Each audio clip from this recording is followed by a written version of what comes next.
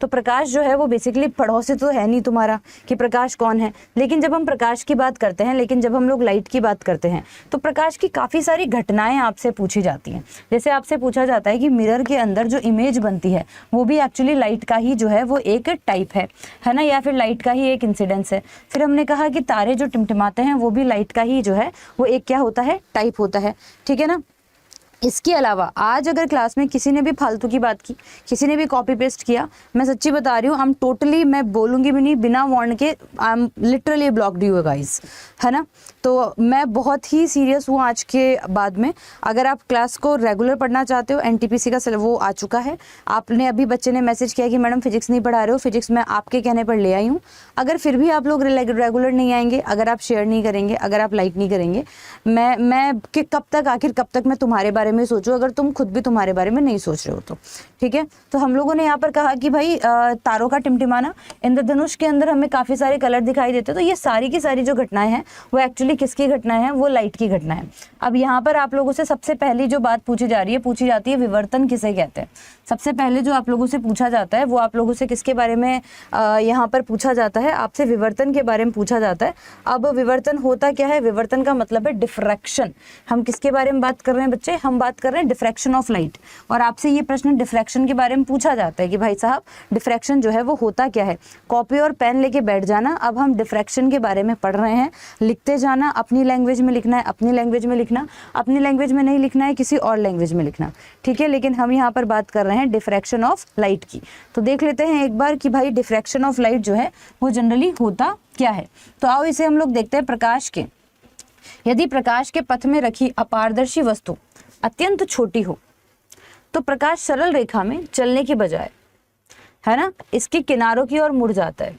और जब प्रकाश किनारों की ओर मुड़ता है तो प्रकाश के ये प्रकाश थी, लेकिन प्रकाश जब सामने कुछ आ गया तो वो इसके किनारों से मुड़कर जो है वो लाइट को आगे भेज रहा है। और इसी जो है वो नियम को, इसी कैरेक्टर को हम लोग जो है वो विवर्तन, यानी कि हम जो है वो डिफ्रैक्शन ऑफ लाइट के नाम से जानते हैं। किसके नाम से जानते हैं दोस्तों, डिफ्रैक्शन ऑफ लाइट के नाम से जानते हैं। लाइट कम करो, ब्राइटनेस कम करो, नहीं दिख रहा है।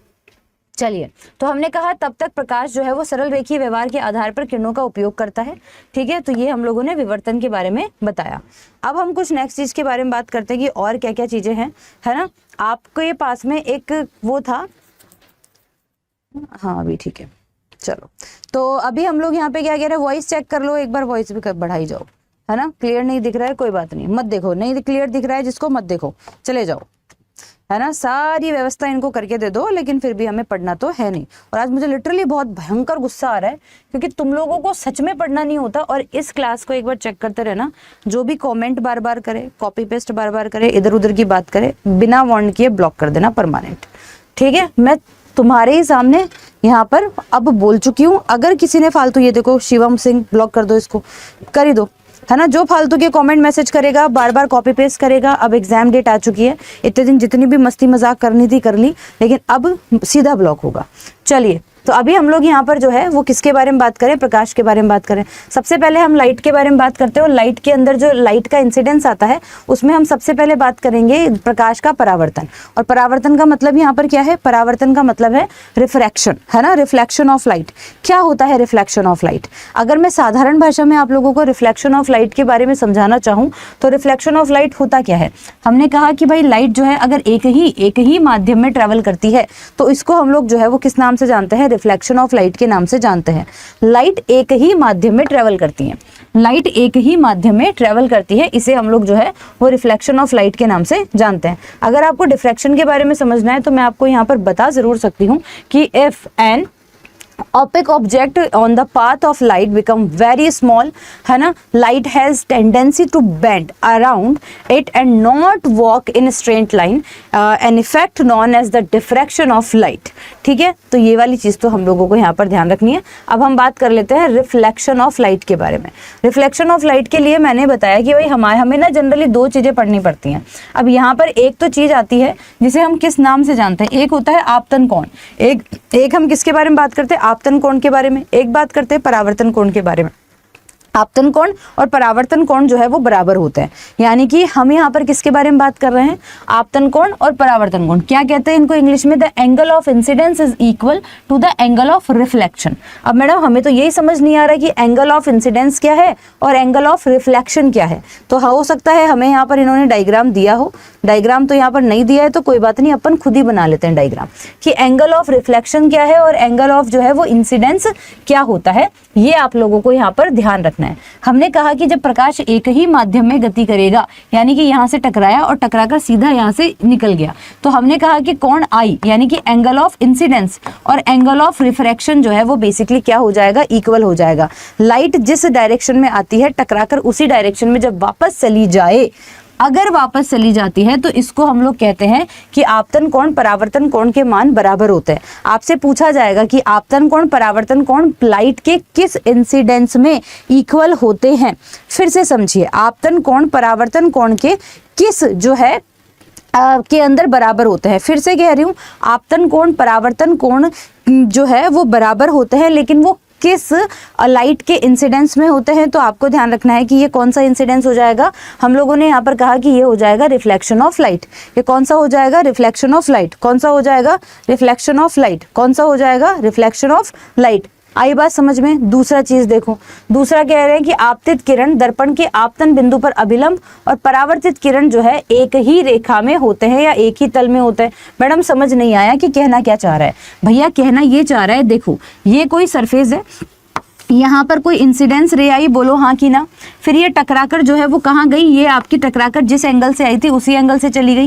ये जिस बिंदु से टकराई है, ये जिस बिंदु से टकराई है उस बिंदु को बोलते हैं अभिलंब या फिर नॉर्मल। तो हमने देखा कि हमारी इंसिडेंस रे, हमारा नॉर्मल और हमारी रिफ्लेक्टिव रे दोनों ही जो है वो क्या है, एक समान है। दोनों एक ही सरफेस पर है, दोनों एक ही तल पर है, और इसी को ही हम लोग जो है वो क्या कहते हैं। यहाँ पर ये दो रूल आए, और ये दो रूल किसके आए, रिफ्लेक्शन ऑफ लाइट क्या है। कह दो कि बात समझ में आ गई कि नहीं आ गई, जल्दी से बता दीजिए। कॉपी पेस्ट जितने लोग करते रहेंगे वो बिल्कुल गलत बात हो जाएगी।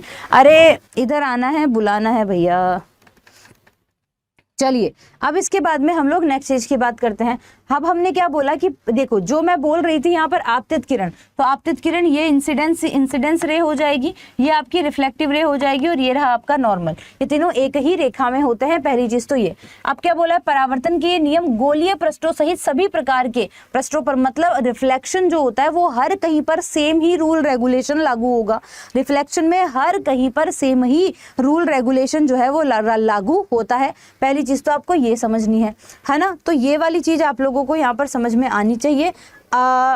मैंने अभी अंजलि को बोला था यहाँ पर इस क्लास को देखते रहो। इस क्लास में कोई भी कॉपी पेस्ट करता है, कोई भी इस क्लास में फालतू के कमेंट करता है, बिना वार्निंग दिए ब्लॉक कर दो, ठीक है। तो ये वाली चीज आप लोगों, आवाज भी चेक कर लेना, वॉइस कम है शायद तक। चलिए अब इसके बाद में नेक्स्ट चीज की बात करते हैं कि और क्या क्या चीजें यहाँ पर हो जाएंगी। अब मैं यहाँ पर आपको दो चीजें बता रही हूँ। आप लोगों को ये तो समझ में आ गया, इंसिडेंस रे और रिफ्लेक्टिव रे। फिर भी मैं इंग्लिश में यहाँ पे पढ़ के बता देती हूँ कि the angle of incidence is equal to the angle of reflection. दूसरा बोला है कि the incidence ray the normal of the mirror at the point of insider and the reflected ray, है ना। ये आप लोगों को ध्यान रखना है। All lie at the same plane, ये सारे के सारे सब एक ही तल में उपस्थित होते हैं, और ये मैंने डायग्राम भी आप लोगों को बनाकर जो है वो दिखा दिया है। अब यहाँ पर तो आप लोगों को कुछ चम्मच वम्मच वाले एग्जाम्पल दे रखे हैं, लेकिन अब मैं आपसे बात करती हूँ कि स्फेरिकल मिरर्स जो है वो क्या होते हैं, यानी कि गोलीय दर्पण। क्या बात कर रहे हैं, गोलीय दर्पण की बात कर रहे हैं। किसकी बात कर रहे हैं, गोलीय दर्पण की बात कर रहे हैं, स्फेरिकल मिरर की बात कर रहे हैं, स्फेरिकल मिरर की बात कर रहे हैं, है ना। कि क्या होता है। सूरज कह रहा है मैडम हमको भी ब्लॉक करेंगे। जो बच्चा कॉपी पेस्ट करेगा, जो बच्चा है ना कॉपी पेस्ट करेगा, जो बच्चा बोला ही जाएगा, फालतू की बकवास करेगा, उस बच्चे को, जो बच्चा फालतू के मैसेज करेगा। सूरज क्या तुम स्वयं को इन सारी कैटेगरी में रखते हो, हाँ या ना। अगर नहीं तो तुम सेफ हो। तुम फालतू के कमेंट करोगे, तुम सेफ नहीं हो। तुम बार बार कॉपी पेस्ट किए जाओगे, तुम सेफ नहीं हो। सिंपल सी बात है भाई। बिल्कुल क्वेश्चन आते हैं, बिल्कुल क्वेश्चन आते हैं। साइंस, हर वो सब्जेक्ट जिसके, हर वो एग्जाम जिसमें साइंस आता है, आप इस सेशन को ले सकते हो। आ गई बात समझ में। चलिए अगली बात करते हैं स्फेरिकल मिरर, जिसे हम लोग जो है वो गोलीय दर्पण के नाम से जानते हैं। अगर आप लोगों को देखना है क्या बोला जा रहा है ना, such mirror those whose reflect surface and are spherical called spherical। जिसकी परावर्तक सरफेस जो है वो गोलीय होती है, उनको हम लोग जो है वो किस नाम से जानते हैं? गोलीय दर्पण के नाम से जानते हैं। क्या आप देखना चाहते हैं कि गोलीय दर्पण होते क्या हैं, है ना? तो देखो, चमकदार चम्मच का वक्रीय सरफेस जो है वो एक वक्री दर्पण की भांति, मतलब चम्मच अगर आपने देखी हो तो चम्मच जो है वो जनरली किस तरह की होती है? अगर आप चम्मच को देखोगे तो चम्मच का एक भाग तो इस तरह से होता है ना, ये अंदर वाला, और एक भाग जो है ये उभरा हुआ, ये वाला, है ना, ये उभरा हुआ भी एक भाग है और ये अंदर वाला भी एक भाग है। तो हम लोग यहाँ पर बात कर रहे हैं कि ऐसा दर्पण जिसका परावर्तक पृष्ठ गोलीय हो, जो हमने क्या बोला, ऐसा दर्पण जो कि रिफ्लेक्ट जो है वो किसमें कर रहा हो, गोल हो, उसको हम लोग जो है वो किस नाम से जानते हैं? वेरी गुड अंतिमा, बहुत बढ़िया बेटा, बिल्कुल महक पढ़ सकते हैं। तो हम लोगों ने यहाँ पर कहा कि उसे हम स्फेरिकल मिरर के नाम से जानते हैं। अब हम गोलीय दर्पण के बारे में ही बात करते हैं कि भैया गोलीय दर्पण जो है वो होता क्या है, और इसके अंदर हम लोग दो चीजों के बारे में बात करेंगे। कौन कौन सी चीजों के बारे में? देखो यहाँ पर क्या कहा जा रहा है, आपका कोई गोलीय दर्पण है, ये गोला है, ठीक है, सुनना। अब देखो यहाँ पर क्या लिखा है, जिसका परावर्तक पृष्ठ अंदर की ओर हो, है ना, इसको हमने काट लिया, ये गोला था, ये कोई दर्पण था, इसको हमने काट लिया तो एक भाग तो कुछ ऐसा हमें मिला और दूसरा भाग कुछ ऐसा हमें मिला। हमने इसे बीच में से काट लिया तो एक भाग ऐसा मिला और दूसरा भाग ऐसे मिला। आपने कॉनकेव लेंस सुना है, बोलो हाँ कि ना? आपने कॉनकेव लेंस सुना है, बोलो हाँ कि ना? आपने कॉन्वेक्स लेंस सुना है, बोलो हाँ कि ना? बोलो फटाफट से। तो कॉनकेव और कॉन्वेक्स क्या होते हैं? अवतल और उत्तल क्या होते हैं? अवतल और उत्तल एक्चुअली में स्फेरिकल मिरर से बने हुए होते हैं, जिसकी रिफ्लेक्टिव सरफेस गोल हो, है ना, स्फेरिकल शेप की हो। उसी को ही हम लोग जो है वो गोलीय दर्पण के नाम से जानते हैं। मैं पहले हिंदी भी पढ़ाती हूँ और मैं इंग्लिश भी पढ़ाती हूँ, तो आपसे नम्र और विनम्र दोनों प्रकार का निवेदन है कि हिंदी वाले हाय हिंदी हाय हिंदी हाय हिंदी ना करें और इंग्लिश वाले हाय हिंदी हाय इंग्लिश ना करें। मैं इंग्लिश भी दिखाऊंगी और हिंदी भी दिखाऊंगी, थोड़ा सब्र जरूर से तुम्हें रखना यहाँ पर पड़ेगा। अब हम लोग यहाँ पे क्या कह रहे हैं ये भी समझ लीजिए। तो हमने कहा क्या यहाँ पर बोल रहे हैं, हम बोल रहे हैं कि जिसका परावर्तक पृष्ठ यानी कि जिस पर रिफ्लेक्ट करेगी लाइट अंदर की ओर हो, यानी कि कोई ऑब्जेक्ट सपोज यहाँ रखा है तो इसकी इमेज कहाँ गिरेगी? यहाँ पे गिरेगी। ये कौन सा वाला भाग हो गया? अंदर वाला भाग हो गया, अंदर वाला भाग हो गया। तो जहां पर रिफ्लेक्शन अंदर की ओर से हो, परावर्तन अंदर की ओर से हो, है ना, उसको हम लोग, ये अंदर की ओर से अगर कोई रिफ्लेक्ट कर रहा है तो उसको हम लोग अवतल के नाम से जानते हैं, उसको हम लोग कॉनकेव के नाम से जानते हैं। किस नाम से जानते हैं? कॉनकेव के नाम से जानते हैं। चम्मच जिस तरफ से आप खाते हो, चम्मच का वो भाग जिसमें आप लोग जो है जिस तरफ वाले भाग से आप खाते हो, ये वाला पार्ट है ना, तो ये धसा हुआ भाग जो है किसी भी गोलीय दर्पण का, किसी भी स्क्वायर मिरर का जो धसा हुआ भाग है, वो अगर रिफ्लेक्शन का काम कर रहा है तो उसको हम लोग कॉनकेव लेंस कहते हैं। और कह दो कि बात समझ में आ गई। आरवी का जो भी बच्चा चाहे डेली पढ़ता हो चाहे डेली नहीं पढ़ता हो, अगर इसी तरीके से कॉपी पेस्ट करेगा तो ब्लॉक कर दिया जाएगा। तो आपसे नम्र और विनम्र दोनों प्रकार का निवेदन है, प्लीज जो है वो थोड़ा सा ध्यान रखें और कॉपी पेस्ट ना करें। तो अभी तो हमको एक चीज पता लग गई, अब मैं तुमको थोड़ा इंग्लिश में भी बता देती हूँ कि स्फेरिकल मिरर जो है वो क्या होते हैं। वो तो हमने देख लिया कि the reflective surface of A spherical mirror may be curved, है ना, इनवर्ड्स और outwards. A spherical mirror those reflect surface is curved inwards, है ना, that is fact that toward the center of spherical is called a concave mirror। तो आपको समझ आ गया, जो अंदर की तरफ से परावर्तक का काम कर रहा है उसको हम कॉनकेव मिरर के नाम से जानते हैं। कह दो कि बात कॉनवेक्स नहीं बोल रही हूँ, कॉनकेव बोल रही हूँ, कॉनवेक्स नहीं बोल रही हूँ, कॉनकेव बोल रही हूँ। ये टोटल स्मार्ट गेमिंग को मुझे ऐसा लग रहा है ब्लॉग होना है अब, है ना, ऐसी ही बात है क्या? बताओ फटाफट से। तो हमने पहले क्या बोला? कॉनकेव। हमने क्या बोला? कॉनकेव। इज इट क्लियर दोस्तों? कॉनकेव समझ आ गया। अब कॉनवेक्स की तरफ चले। कॉनवेक्स क्या कह रहे हैं? You may now understand that the surface of spoon curved inwards can be approximate to a concave mirror and the surface of spoon belong outward can be approximate on a convex. भैया अंदर वाली जो surface है, ये अंदर धसा हुआ है ना सामान, इधर देखो, ये अंदर धसा हुआ मामला तो कॉनकेव कहलाएगा, और जो उभरा हुआ मामला होगा और जो उभरा हुआ मामला होगा ये रहा उभरा हुआ भाग। तो ये जो उभरा हुआ भाग है इसको उभरे हुए भाग पर अगर लाइट आ रही है तो इसको हम लोग किस नाम से जानते हैं? कॉन्वेक्स के नाम से जानते हैं। सब कितने लोग अपने घर में या अपने रूम में बैठे हैं? कितने लोग अपने घर या रूम में बैठे? जाओ एक चम्मच लेकर आओ उठा के, फोन लैपटॉप उठाओ, किचन में जाओ और एक चम्मच लेकर आओ। धुली हुई नहीं है तो धो के लाओ, जल्दी जाओ, जल्दी फटाफट से, जल्दी से हाथ में चम्मच लो, फटाफट से लो, फटाफट से। देखो आज ही इस कॉन्सेप्ट को जिंदगी भर के लिए याद करवा देते हैं ताकि आज के 50 साल बाद भी तुम्हारे नाते नाती भी अगर पूछे तुमसे कि भैया दादा दादी कैसा क्या होता है तो आप बता पाओ। चम्मच ले आए सब चम्मच, सबके हाथ में चम्मच है एक। चलो अब देखो आप लोग क्या कह रहे हो, हम लोग क्या कह रहे हैं? चम्मच उठा लाओ, जल्दी जाओ, इतना तो टाइम ही नहीं लगता चम्मच लाने में भाई। सबके पास चम्मच है? ठीक साहब। चम्मच का वो भाग, धसा हुआ भाग जहां से आप खाना खाते हो, उसको ऐसे सामने रखो। माना कि एक चम्मच है, ये चम्मच का वो भाग है जिसमें आपका फेस जो है वो मतलब धसा हुआ जो भाग होता है, धसा हुआ जो भाग होता है उसको तुम्हारे सामने रखो, है ना। तुम्हें अपनी शक्ल दिखाई दे रही है, यस या नो? तुम्हें उस चम्मच में अपनी शक्ल दिखाई दे रही है, यस या नो? तो चम्मच का जो धसा हुआ भाग है वो तो कॉनकेव मिरर यानी कि अवतल दर्पण जैसा जो है वो दिखाई देता है। अब चम्मच को घुमा दो, घर पे जाके कर लेना जो लाइब्रेरी में। अब चम्मच को घुमा दो, अब चम्मच का जो उभरा हुआ भाग है वो तुम्हारे मुंह की तरफ है। अब ये चम्मच का उभरा हुआ भाग जो है, ये देखो, ये चम्मच का उभरा हुआ भाग जो है वो तुम्हारे मुंह की तरफ है। इस बार चम्मच का उभरा हुआ भाग जो है वो तुम्हारे मुंह की तरफ है। ये उभरा हुआ भाग पे फोटो बन रही है कि नहीं बन रही है तुम्हारी? तो उभरे हुए भाग में अलग तरीके की फोटो बनी, धसे हुए भाग में अलग तरीके की फोटो बनी। तो बेसिकली यहाँ पर धसा हुआ भाग कॉनकेव यानी कि अवतल दर्पण की तरह बिहेव करता है और उभरा हुआ भाग जो है वो उत्तल दर्पण की तरह बिहेव करता है। और कह दो कि दीदी बात समझ में आ गई। सांस की प्रॉब्लम होगी प्रेम जी, हो सकता है ना, ऑक्सीजन प्रॉपर नहीं पहुंच रही होगी, ये वाली बात है। ठीक है, समझ आता है मैम, आपका पढ़ा हुआ समझ आता है, बहुत बढ़िया, धन्यवाद। चलिए इतनी बात समझ में आ गई। मैं आज साफ और नम्र और विनम्र दोनों तरह से निवेदन कर रही हूँ, जो बच्चा लेट आएगा आज के बाद में इस क्लास में, अगर कल बच्चा स्टार्टिंग में ही नहीं आया, मैं कल के बाद भैया हाथ जोड़ के कह रही हूँ इतने कम बच्चों को नहीं पढ़ा पाऊंगी। कल टाइम पे आ जाओगे तो पढ़ा दूंगी, नहीं तो फिर क्वेश्चन ही चलेंगे इस क्लास में।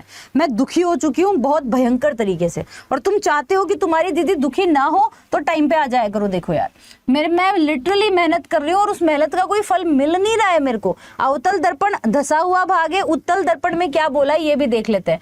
बोला है कि वह गोलीय दर्पण, रटने की बात ही नहीं है, हमें तो सिर्फ समझना है। वह गोलीय दर्पण जिसका परावर्तक पृष्ठ बाहर की ओर हो, वो जो चम्मच का उठा हुआ भाग था, तुम्हारी मुंडी इस तरफ थी, है ना, तो इसको हम लोग उत्तल दर्पण यानी कि कॉन्वेक्स के नाम से जानते हैं। तो चलो हमारे पास दो जो है वो डायग्राम तो आ गए, हमें पता लग गया कि धसा हुआ भाग चम्मच का किसकी तरह काम करता है और उभरा हुआ भाग किस तरफ काम करता है। अब मैं तुमको एक डायग्राम बना के दिखा रही हूँ, तुम लोग मुझे बताओगे कि बताओ मैंने कौन सा जो है वो लेंस बनाया है ना। तुम्हें मैं यहाँ पर एक डायग्राम बना रही हूँ और इसकी इमेज यहाँ से जो है वो तुम्हारे यहाँ पर गई है और ये टकरा रही है कुछ इस तरीके से, ठीक है। अब तुम मुझे बताओ कि मैंने जो ये वाला जो लेंस जो दर्पण बनाया है, बताओ ये उत्तल है कि अवतल है? बताओ ये उत्तल है कि अवतल है? बताओ ये कॉनकेव है कि कॉन्वेक्स है? रिफ्लेक्शन कहाँ से हुआ, अंदर वाले भाग से हुआ कि बाहर वाले भाग से हुआ? पहले तो ये बताओ, रिफ्लेक्शन अंदर वाले भाग से हुआ कि बाहर वाले भाग से हुआ? इतना अच्छा समझ आता है ना मैम कि पूरा कॉन्सेप्ट सेट हो जाता है। अरे वाह, पर हम काहे सेट नहीं हुए अभी तक, हैं? बताइए चलिए, तो बताओ अंदर वाला भाग रिफ्लेक्शन कर रहा है कि बाहर वाला? मैडम अंदर वाला। अब अंदर वाला भाग अगर रिफ्लेक्शन कर रहा है तो कौन सा ये दर्पण बना है? ये कॉनकेव बना है। मैडम हिंदी में क्या कहते हैं? हिंदी में कहते हैं अवतल।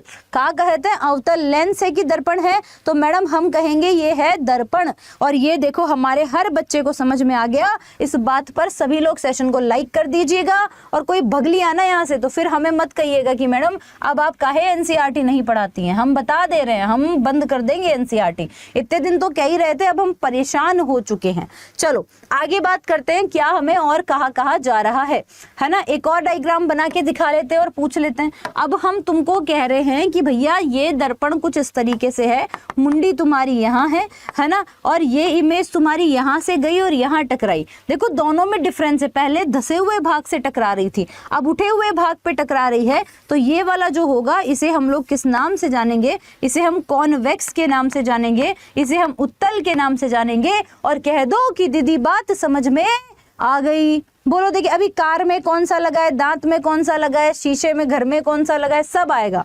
तनिक थोड़ा सा जो है वो क्या करना होगा, तुम लोगों को वेट करना होगा। देखो क्या कहा जा रहा है, गोलीय दर्पण का परावर्तक पृष्ठ गोले का भाग होता है। मैंने क्या बोला, ये भाई साहब और ये भाई साहब, दोनों भाई साहब ही इस भाई साहब का सम्मिलित रूप है। कोई गोलीय दर्पण था जिसको बीच में से काट दिया, और जब जिसको बीच में से काट दिया तो हमारे पास एक आ गया कॉनकेव और एक आ गया कॉन्वेक्स। बोलो बात समझ में आई कि नहीं आई। तो आपसे पूछा जा रहा है, आपको कहा जा रहा है, होता क्या है, गोलीय दर्पण का पृष्ठ है ना, ये वाला पार्ट जो हो गया गोले का भाग है ना। अब इसके केंद्र पर, अब देखो यहाँ पर इसका कोई केंद्र होगा, यानी कि यहाँ पर इसका कोई न्यूक्लियर सेंटर होगा। तो इस सेंटर से यहाँ तक की जो इस गोले की ये क्या कहलाएगी, रेडियस कहलाएगी। तो इसको हम हिंदी में तो कह देते हैं वक्रता केंद्र, है ना। बताओ देखिए फटाफट से, सूरज भैया बहुत गजब बात कर दिए हो, क्या बात है क्या बात है। चलिए, तो यहाँ पर इसे वक्रता केंद्र कहते हैं। अब अंग्रेजी वाले बोलेंगे मैडम इंग्लिश में बता दो। चलो तो भैया इंग्लिश में भी बता देते हैं। देखिए आपसे क्या पूछा जा रहा है, the reflecting surface of a spherical mirror form a part of sphere, this sphere has a centre, this point is called the centre of curvature of the spherical mirror. It represent by the letter of C. Please note that the center of curvature is not a part of mirror. It lies outside its reflecting surface. So the center of curvature of a concave mirror lies in front of it. However, it lies behind the mirror in case of convex mirror. Madam तुमका का बताई भैया, हमरा हाल का है, निकले थे हम प्रकाश समझने। देखिए यहां पर कोई ऑब्जेक्ट खड़ा है, हम कह रहे हैं कि इसका सेंटर ऑफ कर्वेचर कुछ ऐसा होगा, है ना। तो यही कह रहे हैं ना कि ये तो इसका रिफ्लेक्टिंग सरफेस है, क्योंकि ये किसी गोलीय दर्पण का कटा हुआ इस तरह से भाग था। ये अगर किसी गोलीय दर्पण का कटा हुआ कुछ इस तरीके से भाग था, तो ये सेंटर ऑफ कर्वेचर वक्रता केंद्र तो यहाँ पर आ गया, वक्रता त्रिज्या तो यहाँ पर आ गई। तो वक्रता त्रिज्या जो है वो अवतल उत्तल के अंदर, कॉनकेव तो अवतल होता है, अवतल के अंदर तो देखो सामने है, दिख रहा है सामने, बिल्कुल सामने। ये रिफ्लेक्ट अंदर से हो रहा है, इसमें तो सामने है। लेकिन यहाँ तो भाई साहब यहाँ खड़े हैं ना, रिफ्लेक्शन यहाँ होगा, यहाँ कहीं वक्रता त्रिज्या नहीं होगी, ये वक्रता त्रिज्या इस दर्पण के पीछे होगी। कह दो कि बात समझ में आ गई, क्योंकि ये दर्पण इस गोलीय दर्पण का कटा हुआ भाग था।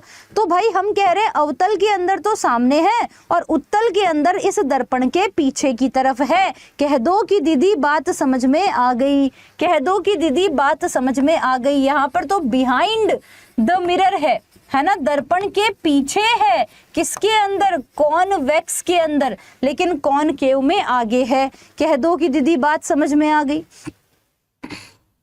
जिसके पास एनसीईआरटी नहीं है मैं आप लोगों को अभी लिंक दे दूंगी, पर पहले तो तुम टिक के बैठो कि दीदी बात समझ में आई कि नहीं। सेशन लाइक किया कि नहीं किया, बोलो बोलो फटाफट से कि दीदी सेशन लाइक किया कि नहीं किया है, चैनल सब्सक्राइब किया कि नहीं किया, पढ़ना है कि नहीं है। मैं फिर कह रही हूँ, अगर ये बच्चे आज 1000 नहीं हुए तो मेरा मुश्किल हो जाएगा इस क्लास में एनसीईआरटी को पढ़ाना।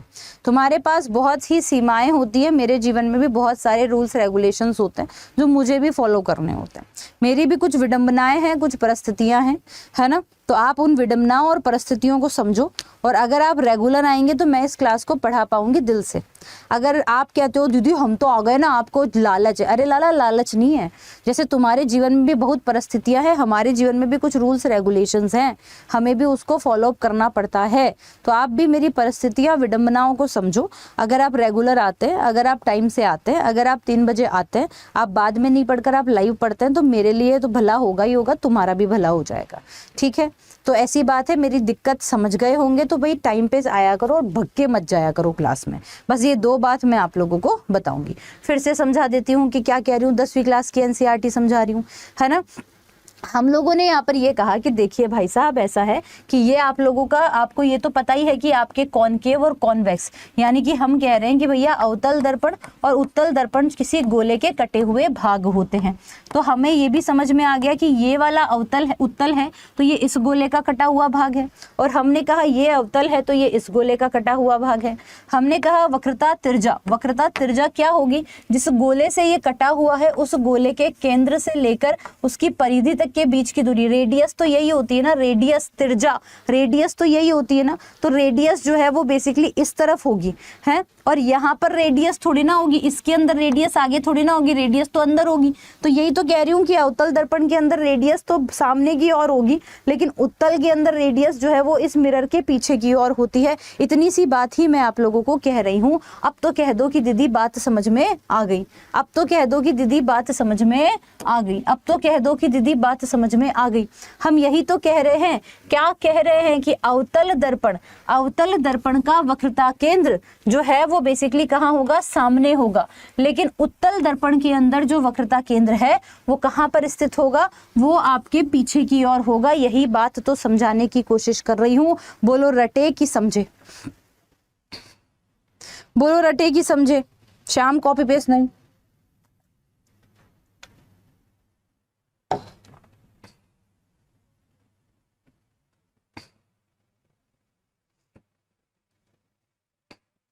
बोलो फटाफट से कि समझ में आई कि बात नहीं आई है। फटाफट से आ गई बात समझ में, बस इतनी सी बात है। अगर आपको केंद्र और त्रिज्या में डिफरेंस पूछे, अगर आपको सेंटर और अगर रेडियस में डिफरेंस पूछे तो तुम कर लोगे ना, हैं, डिफरेंस पूछे तो तुम कर लोगे ना। इसमें तो मुझे नहीं लगता कि कोई दिक्कत, कोई तकलीफ, कोई परेशानी, कोई रुकावट नहीं आएगी। अब मैंने यहाँ पर एक डायग्राम बनाया है, इस डायग्राम को गौर से देखो। तुम सिर्फ मुझे इस डायग्राम को गौर से देखकर इतना बता दो कि ये कॉनकेव है या कॉन्वेक्स है, ये अवतल है कि उत्तल है। अगर तुम ये बता दोगे मैं गंगा नहा लूंगी कि हाँ मैंने अब तक जो पढ़ाया वो तुमको समझ में आ गया। इस डायग्राम को देख के बता दो कि ये जो मिरर है वो अवतल है कि उत्तल है। बस अगर समय पर आओगे तो सारी बेसिक कॉन्सेप्ट को सीख जाओगे, फिजिक्स जैसी चीज़ों को भी आसानी से समझा दूंगी, है ना। इतनी सी बात मैं आप लोगों को कह रही हूँ। इस डायग्राम को देख के बता दो कि अवतल है कि उत्तल है। 10 बजे वाली क्लास में मैं डेफिनेटली एमसीक्यूज ही करवा रही हूँ, आप निश्चिंत रहिए। 9 बजे वाली क्लास में मैं कुछ करूंगी, कुछ नया करूंगी, वो बताऊंगी मैं तुमको।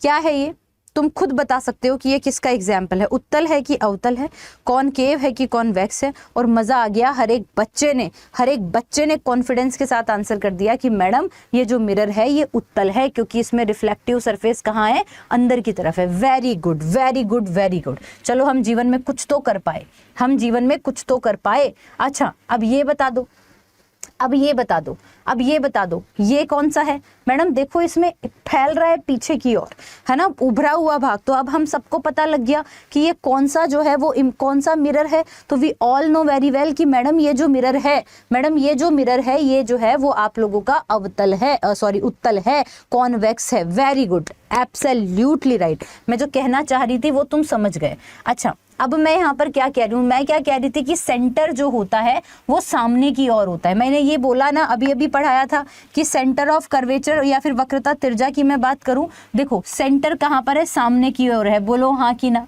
बोलो सामने, इस मिरर के सामने की ओर है। बोलो हाँ कि ना, हाँ मैडम है तो सही। चलो ठीक है, अब इसके अंदर आप सेंटर देखो, इसके अंदर सेंटर देखोगे, अगर इसके अंदर सेंटर देखोगे तो बोलो, देखो देखे पीछे की ओर है कि नहीं। बोलो हाँ कि ना, बोलो हाँ कि ना, यस या नो बोलते तो चले जाओ, एक एक चीज क्रिस्टल क्लियर हो जाएगी। फिर ये क्या था, ये कॉन्वेक्स था। कॉन्वेक्स के अंदर जो त्रिज्या है वो भी हमने देखा कि मैडम ये तो इस मिरर के पीछे की ओर है, जबकि कोई ऑब्जेक्ट यहाँ खड़ा है ना। तो ये देखो त्रिज्या भी कहाँ है मैडम, पीछे की ओर है। त्रिज्या भी कहाँ है मैडम, पीछे की ओर है। त्रिज्या भी कहाँ है मैडम, पीछे की ओर है ना। और इसके अंदर अगर तुम त्रिज्या देखोगे तो मैडम हम कहेंगे कि अरे हाँ ये तो आगे की ओर ही है, ये जो आपका रेडियस है ये। अच्छा चलो और सुनो, आप लोगों ने बचपन से सुना होगा madam focus focus focus focus focus. अरे फोकस क्या होता है, अरे फोकस क्या होता है, अरे फोकस क्या होता है। आप नोटिस करें कि ये तो मध्य बिंदु है जिसे हमने पोल या फिर ध्रुव कह दिया है ना। किसी भी गोलीय दर्पण का, किसी भी अवतल या उत्तल दर्पण का जो मिड पॉइंट है उसको हम लोग किस नाम से जानते हैं, उसको हम पोल के नाम से कह देते हैं। आप नोटिस करो कि ये आपका सेंटर ऑफ कर्वेचर, ये आपका पोल। इस सेंटर ऑफ कर्वेचर की अगर मैं बात करूं तो इसकी दूरी मान लेते हैं अगर 2 मीटर है, तो क्या आप नोटिस कर पा रहे हो कि फोकस जो होता है वो इस सेंटर ऑफ कर्वेचर का आधा होता है। तो क्या मैं इसको centre of curvature equals to 1 जो है वो f लिख सकती हूँ क्या, 1/2 1/2f लिख सकती हूँ क्या, बोलो देखें हाँ या ना, सच्ची सच्ची बताओ। मैं ये कह सकती हूँ क्या कि भैया ये जो, या फिर मैं इसको मैं इस तरह से लिख सकती हूँ क्या, बताओ देखिए फटाफट से। अरे छोड़ो, मैं इसको इस तरह से कह सकती हूँ क्या कि ये जो सेंटर ऑफ कर्वेचर है, वक्रता त्रिज्या है, वो फोकस का दुगना होता है। ये तो मैं लिख सकती हूँ ना, ये तो मैं लिख सकती हूँ ना, मैं ये तो लिख सकती हूँ ना कि सेंटर ऑफ कर्वेचर फोकस का दुगना होता है। 2 फोकस बराबर 1 सेंटर ऑफ कर्वेचर। बोलो हाँ कि ना, बोलो हाँ कि ना। कर सकते हैं ना, रटना नहीं है, समझना है। एक एक चीजों को हम लोग समझते चले जाएंगे। अब हमें यहाँ पर जो है वो बेसिकली किसके बारे में बात करनी है, हम लोग यहाँ पर बात कर रहे हैं कि मैडम बेसिकली क्या होता है मुख्य फोकस। आप लोग जिस फोकस की बात करते हो वो क्या है, देखो इसे मैं अब जो है वो इस यहाँ से नहीं समझाकर मैं तुम्हें खुद से समझाती हूँ कि आखिरकार जो है वो होता क्या है और प्रतिबिंब जो है वो कैसे बनते हैं, है ना। ये वाला इंडेक्स जो है वो आपको कैसे समझना होगा, मैं इसे समझाती हूँ। आप यहाँ देखिए कि मैंने अभी कौन सा वाला जो है वो बनाया है। देखो यहाँ पर मैं कह रही हूँ कि भाई साहब ये आपका कोई पोल है, ये आपका कोई एफ है और ये आपका कोई सेंटर ऑफ कर्वेचर है। और नीरज मैडम इस मिरर के कहाँ खड़ी है, नीरज मैडम इस मिरर के बहुत दूर कहीं पर यहाँ खड़ी है। क्या हो गया भाई,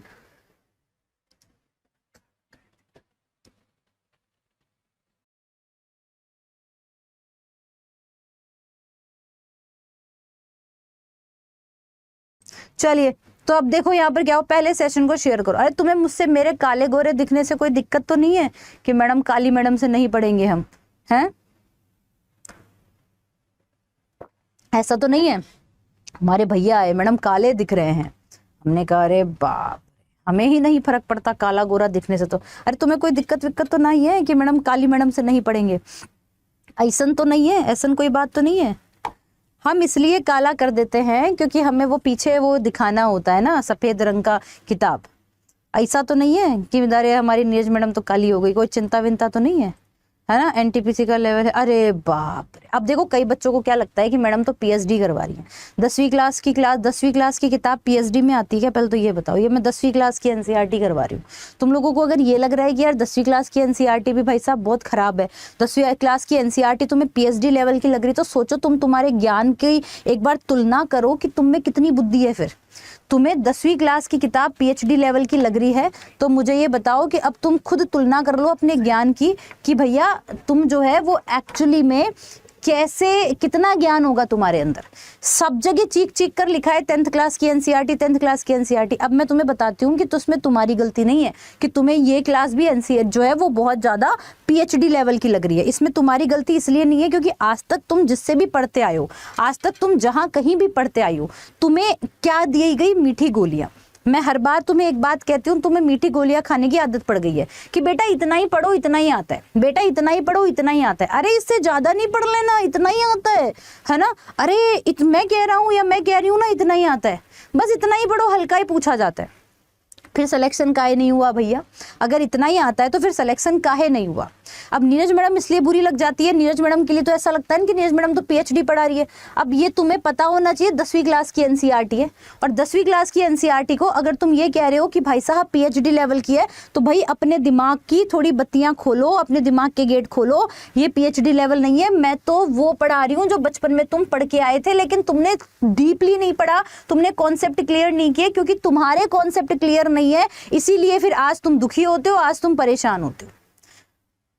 मैं बस मेहनत कर रही हूँ कि जो 10वीं क्लास में नहीं पढ़े वो अब पढ़ा दूं, ताकि तुम्हारे कॉन्सेप्ट क्लियर हो जाए। और जो ये मार्केट का जो छलावा है ना कि अरे इतना ही पढ़ो इतना ही आता है, अरे छोटे प्रश्न कर लो इतना ही आता है, अरे मीठे प्रश्न कर लो इतना ही आता है, तो प्लीज गाइज थोड़ा सा अपने दिमाग को खोलो। आप एग्जाम दे रहे हो एनटीपीसी का, क्या क्या गड़ा नहीं पूछेंगे वहां पे, एबीसीडी नहीं पूछेंगे वहां पे, इसलिए मैं मेहनत कर रही हूँ यहाँ पे। तुम्हारे में थोड़ी सी बुद्धि लगती हो अगर तुम्हारे में, तो तुम्हें मेरी बात समझ आएगी, और तुम्हें नहीं लगती, अगर इतनी भी बुद्धि नहीं काम करती है, तो भैया मीठी गोलियां पढ़ लो, है ना, उन्हीं से पढ़ो जो मीठी गोलियां देते हैं कि बेटा इतना ही आता है ना, इतना ही पढ़ो, और फिर राजी हो जाओ, बढ़िया खुश हो जाओ कि भाई साहब अपन बढ़िया पढ़ रहे हैं, भैया अपन ही है यहाँ के राजा, तुमसे धुरंधर बैठे हैं दुनिया में, जो एक्चुअली पढ़ के ऑथेंटिक पढ़ के और अपना सिलेक्शन ले लेंगे, और तुम उन्हीं गोलियों में फंसे रह जाओगे कि इतना ही आता है। चलो जी चलो, तो हम लोगों ने यहाँ पर ये कहा कि ये नीरज मैडम यहाँ पे खड़ी है। नीरज मैडम जो यहाँ पे खड़ी है ना, नीरज मैडम ऑब्जेक्ट की तरह काम कर रही हैं। ऑब्जेक्ट का मतलब होता है बिंब, है ना। अब मेरी जो प्रकाश है, मेरा जो प्रकाश है वो बेसिकली कैसे जाएगा इस दर्पण पे, कुछ इस तरीके से जाएगा। अब आप देखो ये मुख्य अक्ष, ये जो मेन एक्सिस है ना, इस मेन एक्सिस के पैरेलल आ रहा है। जब भी, अब मेरी बात सुनना, जब भी प्रकाश जो है इस मेन एक्सिस के पैरेलल आता है, जब भी प्रकाश जो है वो मेन एक्सिस के पैरेलल आता है, ठीक है ना। क्या हुआ, नहीं भेजा, अरे यार सॉरी सुनील, आज भेजती हूँ, है ना। तो हमने क्या कहा, जब भी मेन एक्सिस के पैरेलल आता है, ये मुख्य अक्ष है, जब भी प्रकाश मुख्य अक्ष के समानांतर आएगा तो हमेशा ध्यान रखना परावर्तित होकर कहां से होकर गुजरेगा, परावर्तित होकर जो है वो फोकस से गुजरेगा। कहां से गुजरेगा, परावर्तित होकर बेटा फोकस से गुजरेगा। कहां से गुजरेगा, फोकस से गुजर जाएगा, फोकस से गुजर जाएगा, फोकस से गुजर जाएगा। बोलो बात समझ में आई कि नहीं आई है, बोलो, देखिए बात समझ में आई कि नहीं आई है। तो हमने कहा कि जब भी लाइट, हम कहाँ पर बैठा है, ये ऑब्जेक्ट ना इन्फिनिटिव पे बैठा है, हमें नहीं पता सेंटर ऑफ कर्वेचर के अगर आगे कहीं दूर अगर ऑब्जेक्ट है तो हम कहते हैं भाई साहब अनंत में बैठा है। हमने एक बड़ा सारा मिरर लगा दिया पहाड़ी के उस पार, है ना, और हमने किसी बंदे को बहुत दूर जाके खड़ा कर दिया, कहाँ पे हमें नहीं पता, वो इन्फिनिटिव पे है, वो अनंत मान लिया हमने। अरे न्यूमेरिकल तो तब कराऊंगे ना जब तुम थियोरी तो पढ़ लो, थियोरी तो पढ़ लो, पढ़ाऊंगी, न्यूमेरिकल भी कराऊंगी। विनय पहले जो थियोरी चल रही है उसे पढ़ तो लो, क्या चीज होती है और कैसे होती है, तभी समझ पाओगे ना। तो मैंने कहा कि ऑब्जेक्ट मैंने कहाँ पे रख दिया, ऑब्जेक्ट मैंने रख दिया इन्फिनिटिव पे, इन्फिनिटिव माने अनंत पे रख दिया। अब मैंने देखा कि मुख्य अक्ष के समानांतर जो प्रकाश आया वो परावर्तन के बाद में, ये नियम है लाइट का कि वो किसमें से जा होकर गुजरेगा, वो फोकस से होकर गुजरेगा। इधर भी इन्फिनिटिव जो है, मुख्य अक्ष के समानांतर कोई प्रकाश आया है और वो फोकस से होकर गुजर गया। ये लाइट और ये लाइट जहां पर टकराएगी, बस वहीं पर ही जो है वो इमेज बनेगी, वहीं पर ही जो है वो क्या बनेगी, इमेज बनेगी। वहीं पर क्या बनेगी, प्रतिबिंब बनेगा। ये क्या है, बिंब, और यहाँ पर जो बनेगा वो क्या बनेगा, प्रतिबिंब बनेगा। तो मैं आपसे ये पूछ रही हूँ कि जब ऑब्जेक्ट कहाँ पर रखा हुआ है, इन्फिनिटिव पे रखा है, तो अब आपसे पूछा जाएगा कि इमेज कहाँ पर बनेगी। ये पूछा जाता है, बोलो हाँ कि ना। कितने लोगों ने PYQs पढ़े हैं, पूछा जाता है कि नहीं पूछा जाता। वंदना ऐसे ही पूछा जाएगा, वंदना ऐसे ही पूछा जाएगा कि जब कोई ऑब्जेक्ट इन्फिनिटिव पे रखा है तो बताओ इमेज कहाँ बनेगी। तो आप कहोगे फोकस पर। आप क्या कहोगे, फोकस पर इमेज बनेगी। आप क्या कहोगे, फोकस पर इमेज बनेगी। आप क्या कहोगे, फोकस पर इमेज बनेगी। और इमेज कैसी बनेगी, तो देखो ये कटा कैसे, बिल्कुल ऐसे कटा है, तो बिल्कुल जीरो साइज इमेज बनेगी। कैसी बनेगी लाला, जीरो साइज इमेज बनेगी, बिल्कुल शून्य। बिल्कुल कैसी बनेगी, शून्य इमेज बनेगी। देखो क्या लिखा है यहाँ पे, बिंब कहाँ पर रखा हुआ है, अनंत पे रखा हुआ है, इन्फिनिटिव पे। फिर बोला प्रतिबिंब यानी कि इमेज जो है वो कहाँ पर है भैया, फोकस पर है। फिर हम लोगों ने कहा कि कैसा जो है इमेज बनेगा, माइक्रो, बहुत छोटा इमेज बनेगा, जीरो साइज इमेज बनेगा। हम कौन से दर्पण की इमेज पढ़ा रहे थे, हम कौन से दर्पण की इमेज पढ़ा रहे थे, स्टडी। अब बेटा कॉपी पेस्ट मत कर, नहीं तो ब्लॉक हो जाएगा, फिर मेरे को मत कहना, ठीक है। Guys it's my humble request to all of you, please session share करो, ये बहुत ज़रूरी है। आप टिक कर बैठो, ये बहुत ज़रूरी है। या तो ज़िंदगी में सिर्फ रट लो या फिर ज़िंदगी में नॉलेज गेन कर लो। नॉलेज गेन करने वाला बच्चा एग्जाम में पास हो जाएगा, लेकिन रटने वाला बच्चा एग्जाम में पास होगा कि नहीं होगा इसकी कोई संभावना नहीं है। That is the whole things. हम अभी जिस इमेज के बारे में पढ़ रहे थे, अभी हम जिस दर्पण के बारे में पढ़ रहे थे, वो दर्पण कौन सा दिख रहा है तुमको? मैडम अंदर की तरफ से रिफ्लेक्शन हो रहा है। हम पढ़ रहे हैं कॉनकेव के बारे में, हम पढ़ रहे हैं अवतल के बारे में। और कह दो कि दीदी बात समझ में आ गई, फटाफट से बता रहे हैं पागलों, कॉन्वेक्स थोड़े ना है, कॉनकेव है। क्या है बेटा? कॉनकेव है। और कॉनकेव में आपने नोटिस किया कि कॉनकेव में जो है वो इमेजेस हमेशा फैलती नहीं है। आप कॉन्वेक्स में देखोगे, देखो कॉन्वेक्स में देखो, कॉन्वेक्स में देखो, कॉन्वेक्स में जो है ये सारी की सारी फैल गई, यूं टकराई फैल गई, यूं टकराई फैल गई, यूं टकराई फैल गई।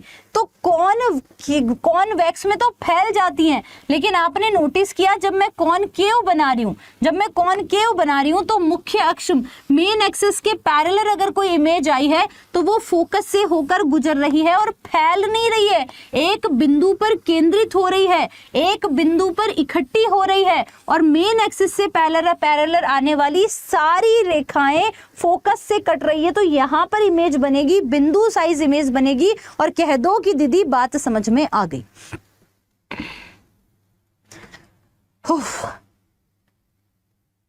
सेशन लाइक करना है, स्टडी अब कॉपी पेस्ट मत कर यार, बस कर, मत कर कॉपी पेस्ट। बोलो देखिए फटाफट से बात समझ में आ गई क्या? थम्स अप कर दो फटाफट से, सेशन लाइक कर देना। तो पहली चीज तो हमें ये समझ आई। अब मैं दूसरा एग्जाम्पल देती हूँ तुमको, अब मैं दूसरा एग्जाम्पल देती हूँ। अब हमारे पास सेम, हमारे पास जो है वो मिरर है ना, यहाँ पर हमारे पास पोल है, यहाँ पर हमारे पास फोकस है, और ये हमारा सेंटर ऑफ कर्वेचर है।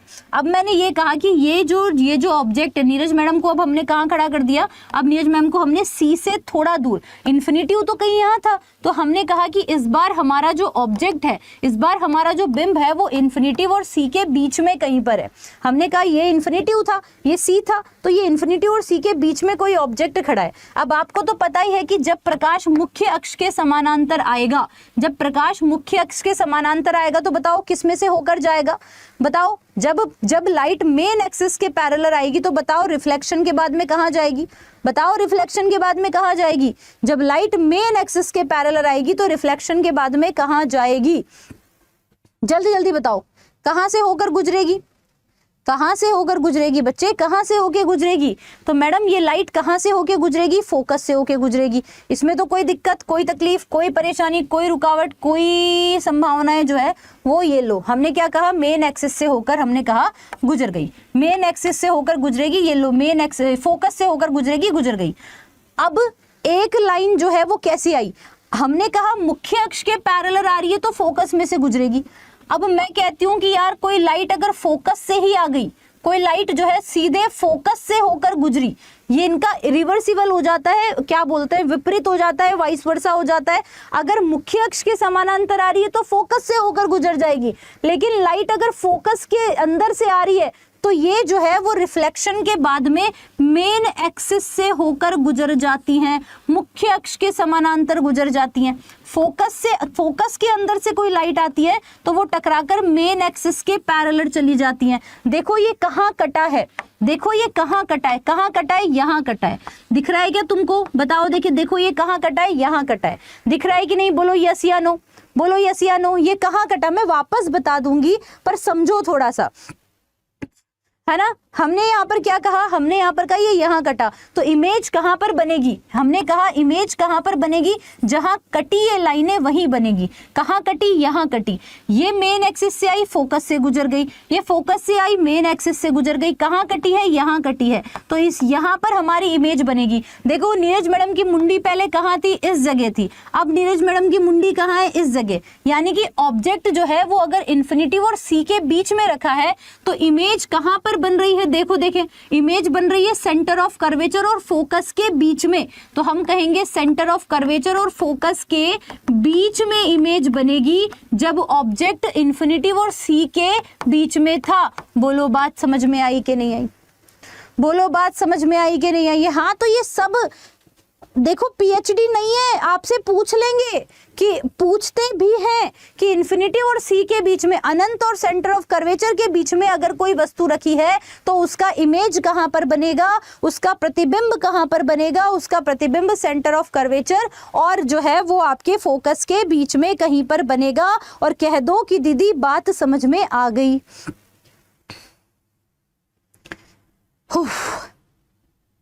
अब सुनो, अब सुनो, यहां पर इमेज कैसी बनी, देखो ऑब्जेक्ट कितना, ऑब्जेक्ट का साइज देखो और इमेज का साइज देखो। आपको ये समझ आया कि इमेज जो है वो कैसी बनी, ऑब्जेक्ट से छोटी बनी, वस्तु से छोटी, है ना, वस्तु से छोटी इमेज बनती है, बोलो हाँ कि ना। ऑब्जेक्ट तो इतना बड़ा था लेकिन इमेज कैसी बनी, छोटी बनी। और कैसी बनी, उल्टी बनी। दिख रही है क्या तुमको, इसकी मुंडी किस तरफ है, इस तरफ, इसकी मुंडी किस तरफ है, इस तरफ, यानी कि वस्तु से छोटी इमेज बनेगी। से गाइस यस या नो, से गाइज यस या नो। आई अगेन रिपीट, ये सेशन कितनी बजे होता है, ये सेशन हर दिन होता है ऑन रेलवे अड्डा 24/7 पर, दोपहर 3 बजे होता है। तो ये सारी चीजें आपको ध्यान रखनी है और कह दो कि बात समझ में आ गई।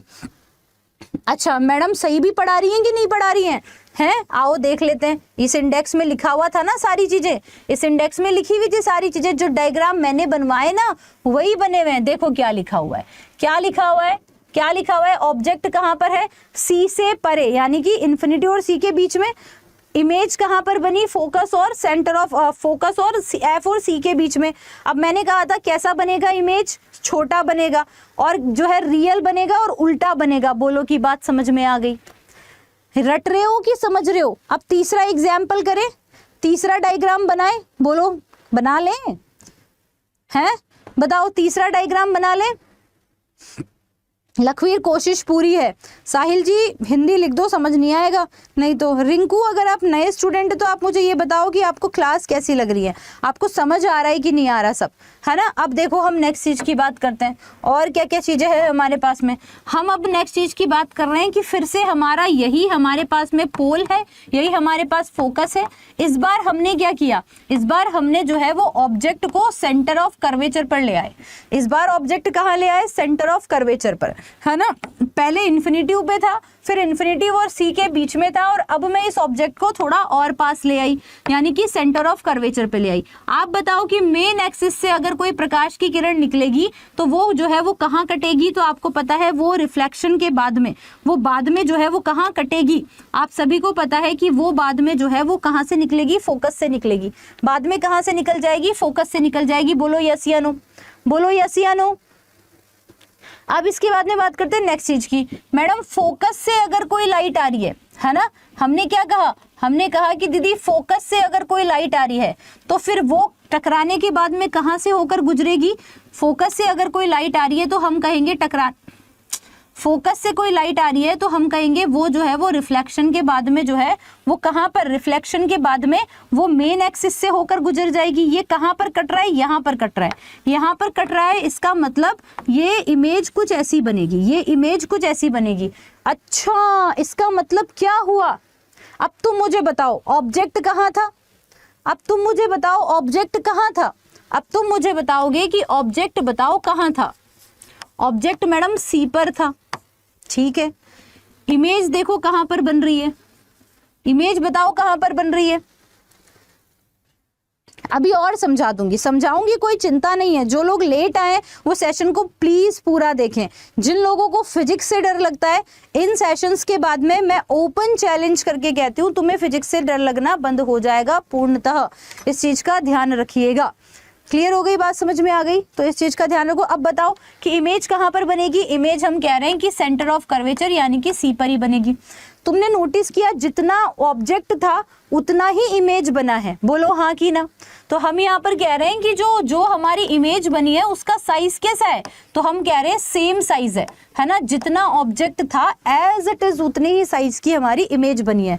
यानी कि तुम अगर कांच में देखते हो, अगर तुम सेंटर ऑफ कर्वेचर पर खड़े होगे तो तुम्हारी हाइट जितने ही दिखोगे।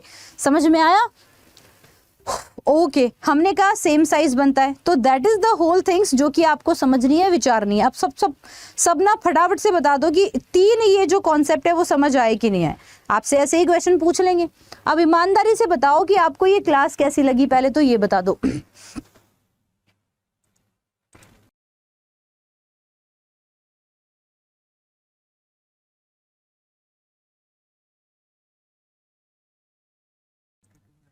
चलिए जी चलिए, अब ईमानदारी से बताओ कि समझ आया कि नहीं आया है ना। पर कैसी बनेगी मैडम, उल्टी बनेगी, लेकिन रियल बनेगी। हमने खुद ने नहीं बनाया, ये स्वतः कटी है इमेज, यहाँ से खुद टकराई है, खुद आई है, हमने कोई आगे की तरफ बढ़ाया नहीं है इसको, ये खुद आती है। तो ये रियल बनती है, लेकिन कैसी बनती है, उल्टी बनती है। और वो बहुत सारी चीजें क्या थी, हम प्रकाश की बात कर रहे थे तो हमने देखा कि भैया ऐसा है कि कहीं से लाइट आ रही है, और अब अगर कहीं से कोई लाइट आ रही है तो बीच में हम खड़े हैं, और हम तो सॉलिड मीडियम है, तो क्या होगा कि हमारे पीछे से प्रकाश जो है वो क्या होगा, ऐसे ऐसे बगल में से निकल जाएगा, ऐसे ऊपर से निकल जाएगा, मतलब जहाँ जहाँ जगह मिलेगी प्रकाश को वहाँ वहाँ निकल जाएगा, क्योंकि प्रकाश जो है वो सॉलिड्स जो है वो सॉलिड में ट्रैवल नहीं करता, तो जहाँ जहाँ लाइट को जगह मिलेगी वहाँ वहाँ से निकल जाएगा। और प्रकाश की इसी घटना को हम लोग किस नाम से, डिफ्रैक्शन यानी कि विवर्तन के नाम से जानते हैं। ये वाली बात मैं बता चुकी थी। आवाज़ आ रही है ना तुम लोगों को, और सेशन को शेयर करने की जिम्मेदारी तुम्हारी थी, तुम्हें मैंने कहा भी था, ठीक है ना। चलिए, तो ये वाली चीज़ तो हम लोगों को यहाँ पर ध्यान रखनी है। फिर हम लोग जब विवर्तन की बात कर लिए थे, जब हम लोगों ने विवर्तन के बारे में, डिफ्रैक्शन के बारे में पूरी तरह से बात कर ली थी हम लोगों ने, तो फिर हम लोगों ने देखा था कि रिफ्लेक्शन ऑफ लाइट क्या होता है। रिफ्लेक्शन जिसे हम प्रकाश का परावर्तन भी कहते हैं। अब प्रकाश के परावर्तन का मतलब यही है कि लाइट जो है वो एक माध्यम में ट्रैवल करे, एक मीडियम में ट्रैवल करती है। एक मीडियम में ट्रैवल करती है तो उसको हम लोग जो है वो किस नाम से जानते हैं, रिफ्लेक्शन ऑफ लाइट के नाम से जानते हैं। अब जब हम रिफ्लेक्शन ऑफ लाइट के नाम से जानते हैं तो इसमें हमने दो नियमों को देखा था कि आपतन कोण परावर्तन कोण के बराबर होते हैं। ये वाली बात तो थी ना। हाँ, तबीयत पूरी तरह से खराब है, पूरी तरह से गला खराब है, तबीयत खराब है, पर कोई नहीं, हम तो मेहनत करते रहेंगे, हम आते भी रहेंगे और पढ़ाते भी रहेंगे, चाहे तुम कुछ ना कहो। मैंने सुन लिया कि तुम लोग नहीं पढ़ोगे, ये तुमने खुद से ही वादा कर लिया। तो हम लोगों ने देखा कि आपतन कोण परावर्तन कोण बराबर होते हैं, यानी कि हम लोग यहाँ पे कह रहे हैं कि आपतन कोण का मतलब क्या हो गया। अरे भाई साहब, कौन इतने जोरदार हैं, इतना गजब कैसे लिख सकते हो भाई। तो हम लोगों ने कहा आपतन कोण और परावर्तन कोण बराबर होते हैं। आपतन कोण और परावर्तन कोण का मतलब यही है कि इंसिडेंस रे और आपकी रिफ्लेक्टिव रे जो होती है वो जनरली क्या होती है, एक माध्यम में होती है। इस बारे में हम लोग जो है वो यहाँ पर बात कर चुके थे। दूसरी बात हम लोगों ने बोली कि आपतित किरण जो है वो दर्पण के, मैंने ये भी बताया था कि कोई रे जो है, कोई इंसिडेंस, कोई जो है वो प्रकाश आ रही है, अगर प्रकाश की किरण, तो वो कैसे आएगी। इन्होंने कहा कि भैया देखो, ये तो कोई आपका बॉडी है, इस पर जो है कोई लाइट आई, ये इंसिडेंस रे है, ये रिफ्लेक्शन के बाद में इस तरीके से गई, और इसके ऊपर जो है यहाँ पर बनता है आपका अभिलंब। अभिलंब जिसे हम नॉर्मल के नाम से जानते हैं, अभिलंब जिसे हम नॉर्मल के नाम से जानते हैं। विनीत, इस टॉपिक को कहते हैं लाइट, इस टॉपिक को कहते हैं प्रकाश, ठीक है। तो ये वाली चीज़ भी हम लोगों ने यहाँ पर देख ली थी। अरे मेरी आवाज़ ख़राब है क्योंकि मेरी तबीयत ख़राब है, इसलिए आवाज़ पे फोकस ना करें, अभी पढ़ाई जो करवा रहे हैं उस पर फोकस करें, ये ज़्यादा बेहतर होगा। आवाज कम आ रही है तो एक बार तेज कर देते हैं आवाज को, तो है ना। अब देखिए हम लोग यहाँ पर क्या कह रहे हैं। तो हम लोगों ने यहाँ पर ये कहा कि आपतन कोण और परावर्तन कोण दोनों के बीच में ये जो आपका ये नॉर्मल है, ये आपके पास में होता है, और ये एक ही सरफेस पर जो है वो देखने को मिलता है। इस चीज़ का भी हम लोगों को यहाँ पर खासा ध्यान रखना है। अब इसके बाद में हम लोगों ने ये सारी चीज़ों के बारे में तो बात कर ली थी। फिर आया था स्फेरिकल मिरर के बारे में। स्फेरिकल मिरर जो है, वॉइस कम है, स्फेरिकल मिरर के बारे में अगर हम बात करते हैं तो गोलीय दर्पण से जो है हमारे पास में दो प्रकार के गोलीय दर्पण से, तेज कर दो, और वॉइस ओके है ऐसा कह रहे हैं, बताइए वॉइस ओके है क्या, कहाँ तक पहुंच रही है, रेड तक पहुंच रही है भैया। ऐसन बात है, तुम थोड़ा शांति में रहकर पढ़ लीजिए, आज चिल्ला नहीं सकते हैं, तो ऐसन बात बा। चलिए कोई बात, धन्यवाद आपका, बहुत बहुत आभार। चलिए तो हम लोगों ने यहाँ पर स्फेरिकल के लिए कहा, तो हमने यहाँ पर दो दर्पणों के बारे में कल भी बात की थी। चम्मच से, जिस चम्मच का निचले वाले भाग से तुम खाना खाते हो, अगर यहाँ पर ये जो है वो रिफ्लेक्शन का काम करता है, ये अगर रिफ्लेक्शन का काम करता है तो बताइए कि ये कौन सा दर्पण है। और इसमें हम लोगों ने बताया था कि ये कौन सा मिरर होगा, तो हमने कहा था कि यह कॉनकेव मिरर होगा। और अगर हम लोग कह रहे हैं ये उभरा हुआ भाग अगर परावर्तन का कार्य करता है, ये उभरा हुआ भाग अगर परावर्तन का कार्य करता है, तो यहाँ पर जो मिरर होगा, यहाँ पर जो मिरर होगा उसको हम कॉन्वेक्स मिरर के नाम से जानते हैं। और कह दो कि दीदी बात समझ में आ गई, कह दो कि दीदी बात समझ में आ गई, कह दो कि दीदी बात समझ में आ गई, कहिए कि दीदी बात समझ में आ गई। इन दोनों चीजों के बारे में हम लोगों ने कल भी बहुत अच्छे से, बेहतरीन तरीके से, पूरी बढ़िया तरीके से हम लोगों ने यहाँ पर बात कर ली थी। इसके अलावा हम कल जो है वो क्या देख रहे थे, यहाँ पर लाइट के बारे में, प्रकाश के बारे में ही बात कर रहे थे। और प्रकाश के बारे में हमने देखा था कि ये देखो, ये वाली चीजें हमें वापस बतानी है। हमारे पास जो है वो बेसिकली जब हम डायग्राम बनाते हैं, आपने अगर कल वाली क्लास ली होगी तो आज वाली क्लास आपको समझ आएगी, अगर आपने कल वाली क्लास नहीं ली होगी तो आज वाली क्लास आपको नहीं समझ आएगी। यहाँ पर इस जगह पर बताओ कौन सा बिंदु होता है, इस जगह पर बताओ इस बिंदु को हम क्या बोलते हैं, इस बिंदु को हम P बोलते हैं, जिसे हम पोल कहते हैं। आप मुझे बताइए कि यहाँ पर इस जगह पर जो बिंदु होता है, इस जगह पर जो है जो मैं लिखूंगी वो क्या होगा, तो इस जगह पर जो बिंदु होता है इसे हम फोकस के नाम से जानते हैं। और ये जो बिंदु है यहाँ पर, इसे हम सेंटर ऑफ कर्वेचर या फिर वक्रता त्रिज्या के नाम से जानते हैं। और कह दो कि बात समझ में आ गई है। अरे मेरी आवाज़ खराब हो रही है, आज मेरे गले में बहुत भयंकर दर्द है, इसलिए हमारी आवाज़ आपको कुछ इस प्रकार की लग रही होगी। इसको इग्नोर करो और पढ़ने पर फोकस करो। ज़्यादा नहीं बुलवाओगे तो अच्छा रहेगा मेरे लिए। फिर हमने कहा था कि एक बार हमने किसी ऑब्जेक्ट को, एक बार हमने नीरज मैडम को इन्फिनिटिव पे खड़ा कर दिया, अनंत पे खड़ा कर दिया। तो हमने यहाँ पर क्या क्या बातें कही थी, हमने कहा था कि ऑब्जेक्ट को हमने कहाँ पर खड़ा किया है, ऑब्जेक्ट को हमने इन्फिनिटिव पे खड़ा किया है। जब ऑब्जेक्ट यानी बिंब को हम लोग जो है वो इन्फिनिटिव पे खड़ा करते हैं तो इमेज यानी कि प्रतिबिंब कहाँ पर बनता है, फोकस पर बनता है। प्रतिबिंब कहाँ पर बनता है, फोकस पर बनता है। मैडम कैसे बनता है ये मैं आपको पढ़ा चुकी हूँ कि जब लाइट जो है वो मुख्य अक्ष के समानांतर आएगी तो आपको पता है कि वो जो है रिफ्लेक्शन के बाद में फोकस से होकर गुजरेगी। जब लाइट मुख्य अक्ष के समानांतर आएगी तो रिफ्लेक्शन के बाद में फोकस से होकर गुजरेगी। जब लाइट मुख्य अक्ष के समानांतर आएगी तो रिफ्लेक्शन के बाद में फोकस से होकर गुजरेगी।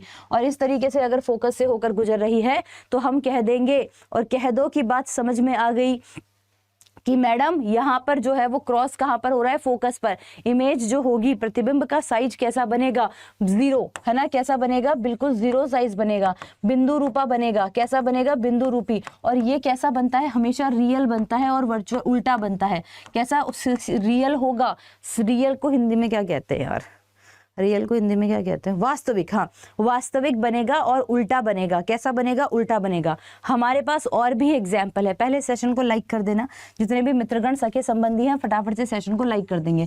फिर हमने कहा कि यहाँ पर वही पोल है, यहाँ पर वही फोकस है और यहाँ पर वही हमारा सेंटर ऑफ कर्वेचर है। अब हमने कहा कि हम इस प्रतिबिंब को कहाँ ले गए, हम जो है वो कहाँ पर ले गए। अब हम लोग यहाँ पर कह रहे हैं कि हमने अब ऑब्जेक्ट को इन्फिनिटिव और सी के बीच में रख दिया। इन्फिनिटिव और सी के बीच में हम लोगों ने किसी ऑब्जेक्ट को रख दिया।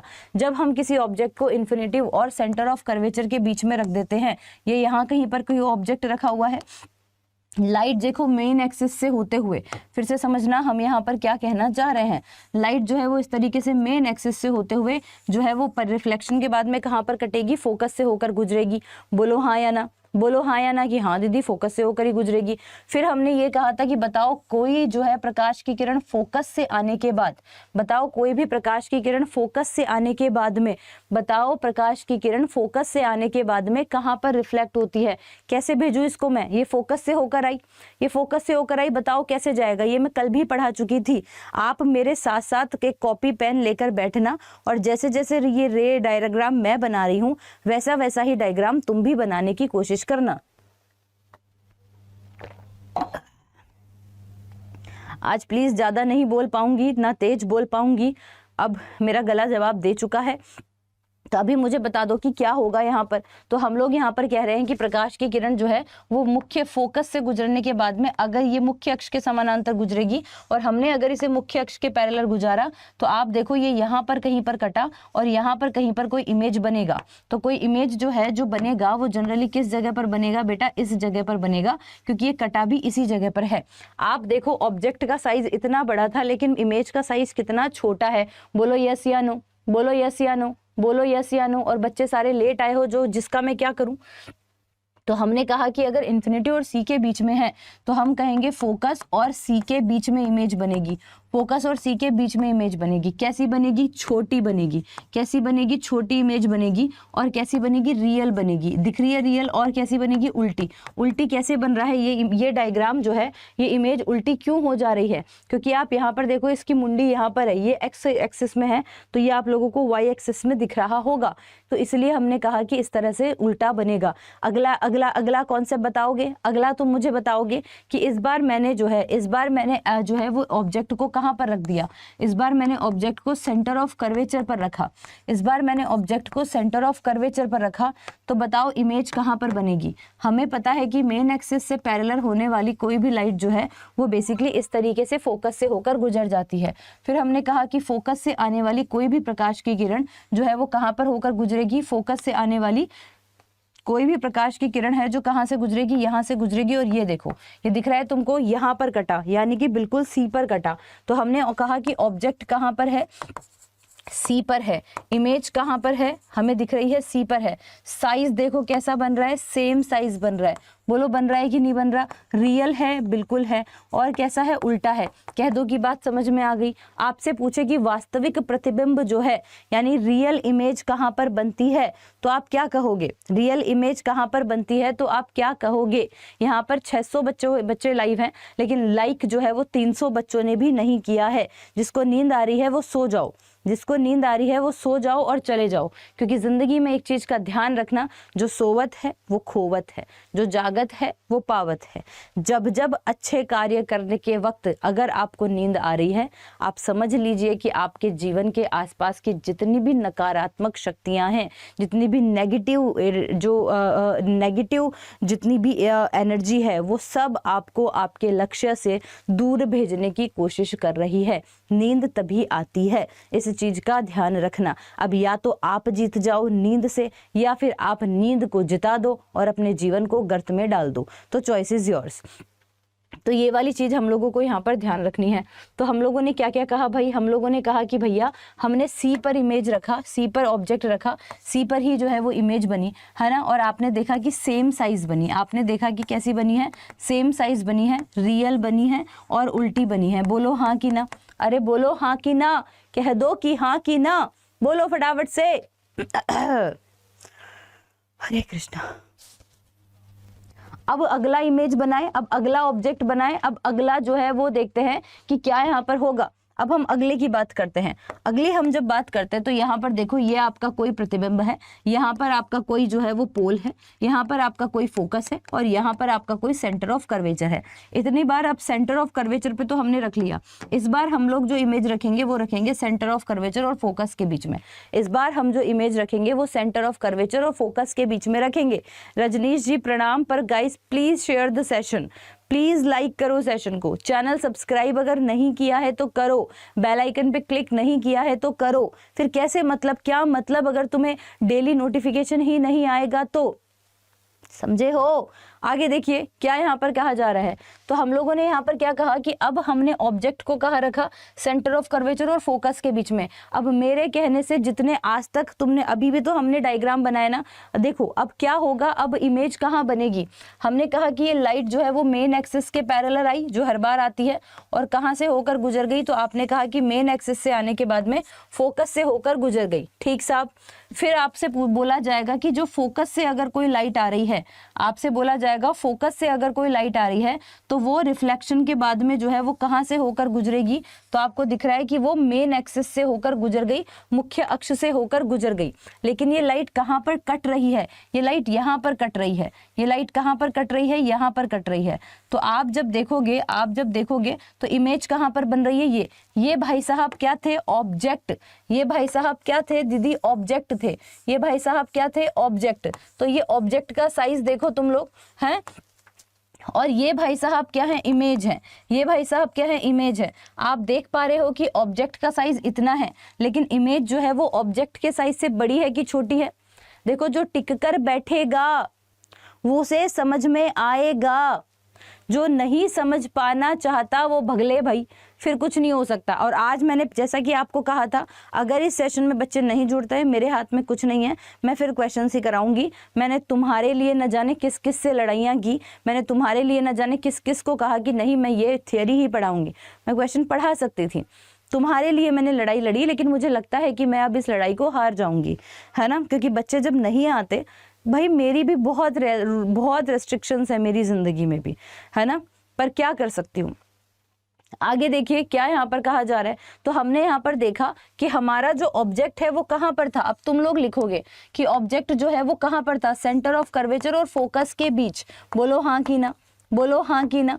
फिर मैडम इमेज कहाँ बनी, सेंटर ऑफ कर्वेचर और इन्फिनिटिव के बीच में, है ना। ये तो डेफिनेटली इन्फिनिटिव पे तो बनी नहीं, सेंटर ऑफ कर्वेचर और इन्फिनिटिव के बीच में, ये यहाँ पर कहीं पर इन्फिनिटिव है, तो इन्फिनिटिव और सेंटर ऑफ कर्वेचर के देखो बीच में बनी है।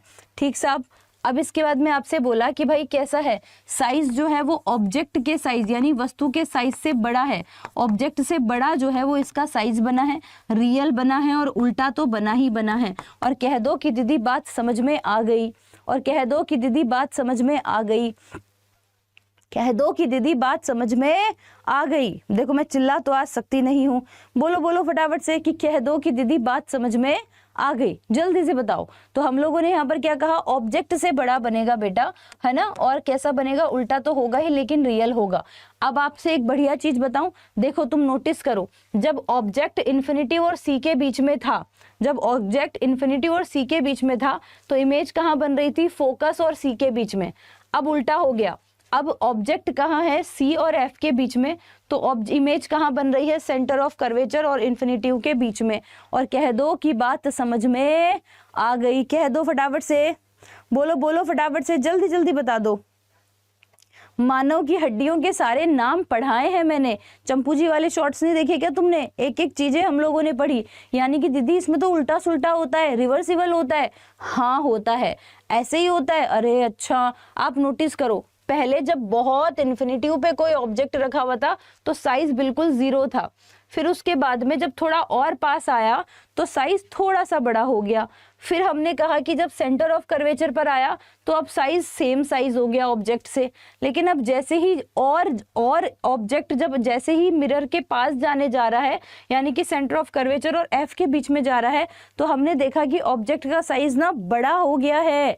आप देख रहे हो, आप जैसे जैसे अवतल दर्पण में आप जैसे जैसे बिंब यानी कि मिरर के पास जाते जाते हो, आप जैसे जैसे मिरर के पास जाते जाते हो, आप जैसे जैसे मिरर के पास जाते जाते हो, आपका साइज इंक्रीज होने लगता है। इस चम्मच को ऐसे रखो, है ना, दसने वाली चम्मच को ऐसे रखो, आप जैसे जैसे उसके पास जाओगे तुम्हें अपना साइज इंक्रीज दिखाई देगा। बोलो ऐसा होता है कि नहीं होता। कल मैंने जब चम्मच का एग्जाम्पल दिया तो ऐसा ही बताया था ना, बताओ देखिए फटाफट से। कल चम्मच के एग्जाम्पल में जैसे जैसे चम्मच को पास लाते जा रहे थे, जैसे जैसे तुम पास आते जा रहे थे, वैसे वैसे तुम्हारी मुंडी बड़ी होती जा रही थी। तो ये एग्जाम्पल है कि वो जो धसा हुआ चम्मच का भाग है वो किसका एग्जाम्पल है, वो कॉनकेव मिरर का एग्जाम्पल है, वो अवतल दर्पण का एग्जाम्पल है। और कह दो कि दीदी बात समझ में आ गई, है ना, बताओ फटाफट से कि कह दो कि दीदी बात समझ में आ गई। और चैनल को सब्सक्राइब जरूर से कर लेना। अब देखो मैं क्या यहाँ पर कह रही हूँ, ये तो आपको सारी चीजें आ ही गई ना समझ में। अब मैं आपके पास में एक अगले उसकी तरफ चलती हूँ कि और हमारे पास में क्या क्या चीजें हैं, है ना। तो इन चीजों के बारे में भी हम लोग यहाँ पर बात कर लेते हैं। अब हम कहाँ जाएंगे, अब हम और पास जाएंगे, किसके दीदी, मिरर के। और किसके, यहाँ पर क्या है पोल, यहाँ पर क्या है फोकस, यहाँ पर क्या है सेंटर ऑफ कर्वेचर। अभी तक तो हम सेंटर ऑफ कर्वेचर और इसके बीच में थे, अब हमने जो है वो ऑब्जेक्ट को कहाँ पर खड़ा किया, फोकस पर। अब हम ऑब्जेक्ट को कहाँ खड़ा कर रहे हैं, फोकस पर। अब हम ऑब्जेक्ट को कहाँ से खड़ा कर रहे हैं, फोकस पर। अब हम और मिरर के पास चले गए। अब मिरर के पास गए तो आपको तो पता है ना, मेन एक्सिस से जैसे ही प्रकाश की किरण जाएगी, मेन एक्सिस से जैसे ही प्रकाश की किरण जाएगी तो आपको तो पता है कि दीदी फोकस से होकर गुजरेगी। बात तो सही है, ठीक है। फिर हमें पता है कि कोई अगर पोल से होते हुए प्रकाश की किरण जा रही है, ध्यान रखना, अगर पोल से होते हुए कोई प्रकाश की किरण जा रही है ना, तो वो सेम एंगल से रिफ्लेक्ट होती हैं और वो इस तरीके से जो है वो कहाँ जाती हैं, और वो इस तरीके से जो है वो पोल से, देखो जिस एंगल से पोल से जो है वो कोई प्रकाश की किरण आ रही है, वो पोल से उसी एंगल में ना कोण बनाती है और रिफ्लेक्टिव वे ऐसे चलती जाती हैं। अब आप इस ऑब्जेक्ट को, इस ऑप्टिक्स को, इस प्रकाश की किरण को मर्जी चाहे जितना आगे बढ़ा लो, मर्जी चाहे जितना आगे बढ़ा लो, देन यू रियलाइज कि यार ये तो ना बढ़ेगा ही नहीं। तो हमने कहा कि यार ये हमारे इस पेज में तो कहीं बढ़ नहीं रहा, तो ये आगे चलकर कहीं जाकर बढ़ जाए, मिल जाएगी। ये आगे चलकर हमने ऐसा मान लिया कि कहीं जाकर मिल जाएगी, ये आगे चलकर कहीं जाकर मिल जाएगी। सपोज करो कि ये किसी अनंत पर मिल गई जाके, तो उस वस्तु का प्रतिबिंब कैसा दिखाई देगा, ऐसा बड़ा दिखाई देगा। उस वस्तु का प्रतिबिंब देख रहे हो तुम लोग, कैसा दिखाई दे रहा है, इतना बड़ा दिखाई दे रहा है। दिख रहा है कि नहीं दिख रहा। ऑब्जेक्ट का साइज देखो, ऑब्जेक्ट का साइज देखो, दिख रहा है तुमको, और इमेज का साइज देखो, दिख रहा है तुमको। बोलो हाँ कि ना, बोलो हाँ कि ना। रटे की समझे। तो हमने यहाँ पर क्या कहा, इस बार हमने फोकस पर ऑब्जेक्ट रखा, और हमने जैसे ही फोकस पर ऑब्जेक्ट रखा तो हमें पता लगा कि इन्फिनिटिव पर जो है वो इमेज बनती है और लार्ज साइज बनती है। कैसी बनती है, लार्ज साइज बनती है। और कैसी बनती है, उल्टी बनती है। कैसी बनती है, रियल, है ना। खुद कट रही थी ना आगे, तो हमने बोल दिया रियल। समझ आया, बोलो रटे हो कि समझे हो। अब अपने हाथों से ये डायग्राम बना सकते हो ना। कितने लोगों को कि दीदी हमें ना पहले नहीं आता था समझ में, लेकिन अब आ गया, कि दीदी अब आ गया, अच्छा ऐसे बनते हैं ये डायग्राम। आया पूजा, FF गेमिंग, निर्मल, कुछ लोगों की तो पहली क्लास भी होगी, है ना कहीं मिल जाएगा। सूरज कह रहा है कहीं ना कहीं मिल जाएगा, जैसे मेरी फ्यूचर वाइफ कहीं ना कहीं मिल ही जाएगी। कुछ लोगों की तो जिंदगी का उद्देश्य ही विवाह करना रह गया है। मुझे आजकल के युवाओं का बड़ा ही आश्चर्य होता है। इनको जिंदगी में सिर्फ एक ही चीज़ चाहिए, वो है शादी, या फिर वाइफ, या फिर आधों को गर्लफ्रेंड। अरे इस गर्लफ्रेंड, शादी और इनके भी आगे भी कोई जीवन है भैया। तुमने अपनी ज़िंदगी का उद्देश्य ही वहीं तक निर्धारित कर रखा है। अरे तुम अच्छी जॉब लग जाओगे तो ये तो सब वैसे ही मिल जाएगा भाई, हैं। तुम लोगों की तो ज़िंदगी में ये, मतलब किसी की ज़िंदगी में दुख हो कि यार मैं फ्यूचर में ये करना चाहता हूँ, वो करना चाहता हूँ, इनसे पूछे बेटा तुम बड़े हो कि क्या बनना चाहते हो, कहते हैं दीदी हस्बैंड बनना चाहता हूँ बस, हैं। कोई लॉजिक है इस बात का यार। गजब आदमी हो। सूरज के लिए तो सूरज जैसे हमारे तमाम सूरज चंदाओं के लिए एक ताली तो बनती है भाई। गजब डेडिकेशन है। और फिर इसीलिए ये सूरज पढ़ता नहीं है। ये यहीं पर ही जो है वो सोचता है कि यार मैं यहीं पे ही कुछ ना कुछ तिगड़म करके यहीं से ही ढूंढ लूँ वाइफ। तो बेटा यहाँ सब पढ़ने वाले बच्चे आते हैं, और जो नहीं आते पढ़ने उनको तो फिर मैं ऐसा वायरल कर देती हूँ कि उनको पढ़ने के अलावा कोई मौका नहीं मिलता फिर। चलो जी चलो, हो गई मजाक। अब मैडम हमने ये तो देख लिया कि भैया फोकस पर हमने जो है वो क्या करा था, फोकस पर हमने ऑब्जेक्ट रख लिया। अब दीदी ऑब्जेक्ट को कहाँ रखोगे, अब तो जगह ही नहीं बची, अब कहाँ रखोगे। अरे रखेंगे ना, अब वो रखेंगे ना, कहाँ रखेंगे अभी देख लेते हैं। तो हमने कहा कि देखो क्या हुआ, ये हमारे पास वही दर्पण है, इसमें हमारे पास P है, यहाँ पर हमारे पास F है, और यहाँ पर हमारे पास C है। हमने इस बार ऑब्जेक्ट को रखा F और P के बीच में। किस पर रखा, F और P के बीच में। मेन एक्सिस से आने वाली प्रकाश की किरण रिफ्लेक्शन के बाद में फोकस से होकर गुजरेगी। बोलो हाँ कि ना, बोलो हाँ कि ना दीदी, है ना, गुजरेगी ना। अब आगे देखो, पोल से होकर आने वाली प्रकाश की किरण को आपने देखा कि कि वो जो है वो कहाँ पर जा रही है, वो कहाँ पर जा रही है, वो पोल से ही, मतलब सेम एंगल से जो है वो इस तरह से आ रही है। आप जब इन किरणों को आगे की ओर बढ़ाओगे तो आपने देखा कि अब हम इस तरफ आगे की ओर बढ़ा रहे हैं तो इनके बीच की तो दूरियां बढ़ती ही जा रही हैं, यानी कि वो वहां से निकले तो फिर भी करीब थे, लेकिन जैसे जैसे दूर आ रहे हैं इनके बीच की दूरियां तो बढ़ती जा रही हैं। यानी कि आपने नोटिस किया कि इस दर्पण के सामने तो ये कहीं पर भी नहीं मिल सकती। आप देखो ना, ये तो पैरेलल नहीं चल रही है ना, ये तो यूं चलते हुए इनके रास्ते तो यूं होते जा रहे हैं, तो ये ऐसे तो कहीं नहीं मिलेगी। बोलो यस या नो। और बच्चे सेशन शेयर नहीं करेंगे, मैं कल से क्वेश्चंस ले आऊंगी, सच्ची बता रही हूँ। कल वैसे तो मैं ह्यूमन आई पढ़ाने में हूँ, है ना, मानव नेत्र, लेकिन अगर तुम नहीं पढ़ोगे तो भाई साहब मुझे माफ करो, मैं नहीं पढ़ा पाऊंगी। यानी कि हमें समझ आया कि ये आखिरी वाला जो केस है ना, जिसमें हमने ऑब्जेक्ट को एफ और पी के बीच में रखा है, तो भाई साहब ऐसा है कि ये तो कहीं पर मिल ही नहीं रहे हैं, ये कहीं पर मिल नहीं रहे, तो हमने मेहनत भी नहीं की, अब हमने इसे जबरदस्ती मिलाना है। तो हम क्या करेंगे, हमने देखा कि यार हम इसको अगर हम पीछे की ओर बढ़ाएं और हम इसको भी अगर पीछे की ओर बढ़ाएं तो हमारे पास में एक ऐसी जगह आती है, कुछ इस जगह पर, जहां पर हमें जो है ये यहाँ पर कटते हुए प्रतीत होते हैं। इस वाली को भी हमने जानकर पीछे की ओर बढ़ाया, इस वाली को भी हमने जानकर पीछे की ओर बढ़ाया, तो हमने देखा कि ये जो है वो पीछे, पर्दे के पीछे, मिरर के पीछे जो है कहीं पर मिल रहे हैं। इतने दिन हमने जानकर पीछे कहीं नहीं बढ़ाया था, इसलिए इतने जितने भी केस थे उसमें हमारी सारी इमेज रियल थी, लेकिन ये वाली इमेज रियल नहीं है, ये वाली इमेज रियल नहीं है, ये अवास्तविक नहीं है, ये वास्तविक नहीं है। ये कैसी होगी, कैसी होगी, वर्चुअल होगी, आभासी होगी। कैसी होगी ये इमेज, वर्चुअल होगी।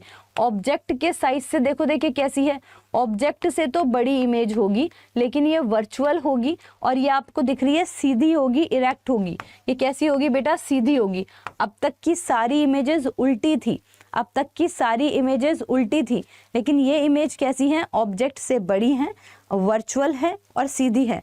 और कह दो कि दीदी बात समझ में आ गई, बोलो देखिए फटाफट से, है ना। तो ये आखिरी ऐसा अवतल दर्पण में आखिरी ऐसा जो है वो डायग्राम था, जिसमें हमने देखा कि ये दर्पण के साइज से जो है वो बेसिकली कैसी है, यहाँ पर वर्चुअल है, ये इरेक्ट है, और ये जो है वो ऑब्जेक्ट के साइज से बड़ी है। कह दो कि बात समझ में आपको आ गई कि हाँ दीदी अब हमको सारे के सारे केस इसके समझ में आ गए कि आखिरकार कौन कौन से केस थे, ठीक है ना। तो ये वाली चीज आपको यहाँ पर ध्यान रखनी है। मैं एक बार फिर से हिंदी और इंग्लिश दोनों में बता दूंगी, एक बार देख लेना। हमने कहा इन्फिनेटिव पे जब हमने रखा था तो फोकस पर मिला था, इन्फिनेटिव और सी के बीच में रखा तो एफ और सी के बीच में मिला, सी पर रखा तो सी पर मिला, सी और एफ के बीच में रखा तो सी से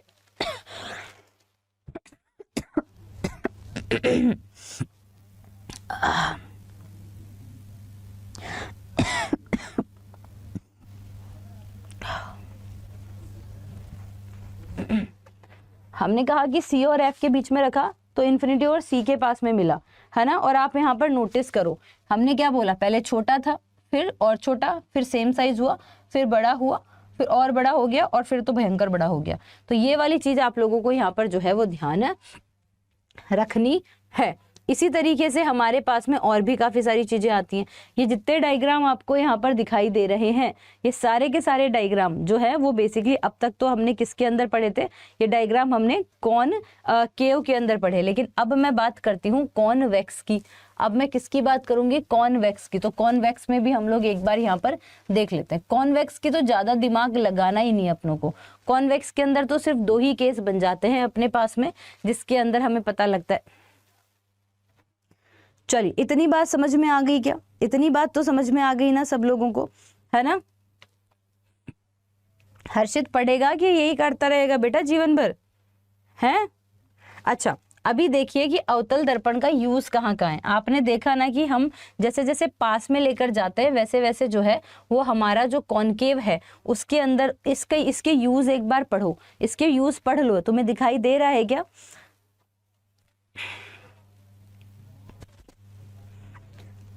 एक बार तुम्हें दिखाई दे रहे हैं क्या अवतल के यूज, एक बार देख लो बेटा। अरे गला नहीं बैठा, दिमाग शरीर सब बैठ गया है हमारा। चलो बताओ, चलो आंसर करो फटाफट से। एक बार इसका यूज देख लो, इंग्लिश वालों को इंग्लिश में दिखा दूंगी अभी, पर पहले एक बार इसके यूज देख लो। हम कॉनकेव की बात कर रहे थे ना, एक बार इसका यूज देख लो। आपसे यूजेस पूछे जाते हैं ना, पूछते हैं ना शेविंग के अंदर, कहाँ से आया, यहाँ से आया। इंग्लिश भी दिखा दूंगी, पहले एक बार हिंदी वाले पढ़ लो और बता दो कि समझ में आया कि नहीं आया। साहिल भैया बिल्कुल पढ़ ले लेंगे अभी, अभी तो पढ़ो तुम, इंग्लिश भी आ रही है। राजेश कह रहे हैं कि मुझे अपने आप पे कॉन्फिडेंस आया कि मैं कुछ कर सकता हूँ।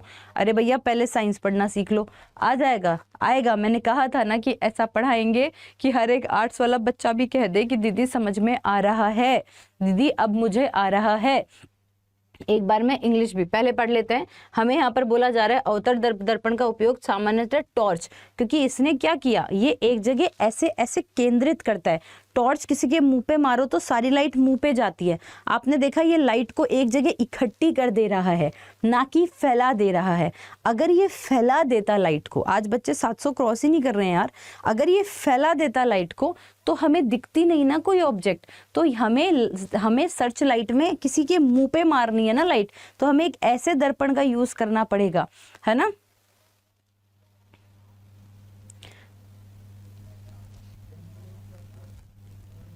हमें एक जगह स्पेसिफिक जो है वो क्या करना है, हमें एक जगह फेस जो है वो सर्च लाइट, टॉर्च और वाहनों के हेडलाइट के अंदर यूज किया जाएगा, है ना। इसके अलावा हम लोग यहाँ पर क्या कह रहे हैं कि हम लोग शेविंग दर्पण जितने भी होते हैं, है ना, उनके अंदर भी हम लोग जो है वो इसी का ही यूज करते हैं। सौर भट्टियों में सूर्य के प्रकाश को जो है वो एक जगह पर केंद्रित करने के लिए भी हम इन सभी का यूज कर रहे होते हैं। अब इसके बाद में एक बार इंग्लिश में भी देख लेते हैं, फिर हम लोग चलेंगे अवतल दर्पण, उत्तल दर्पण पे, है ना। एक बार इंग्लिश में देख लें और फिर उसके बाद में हम लोग उत्तल पे भी चलेंगे, ठीक है। तो एक बार हम लोग वो देख लेते हैं। तुम लोग न्यूमेरिकल्स के बारे में कह रहे थे ना, न्यूमेरिकल्स भी हम लोग पढ़ लेंगे, है ना। तो 2 मिनट दो, यूजेस पे ले चलें पहले।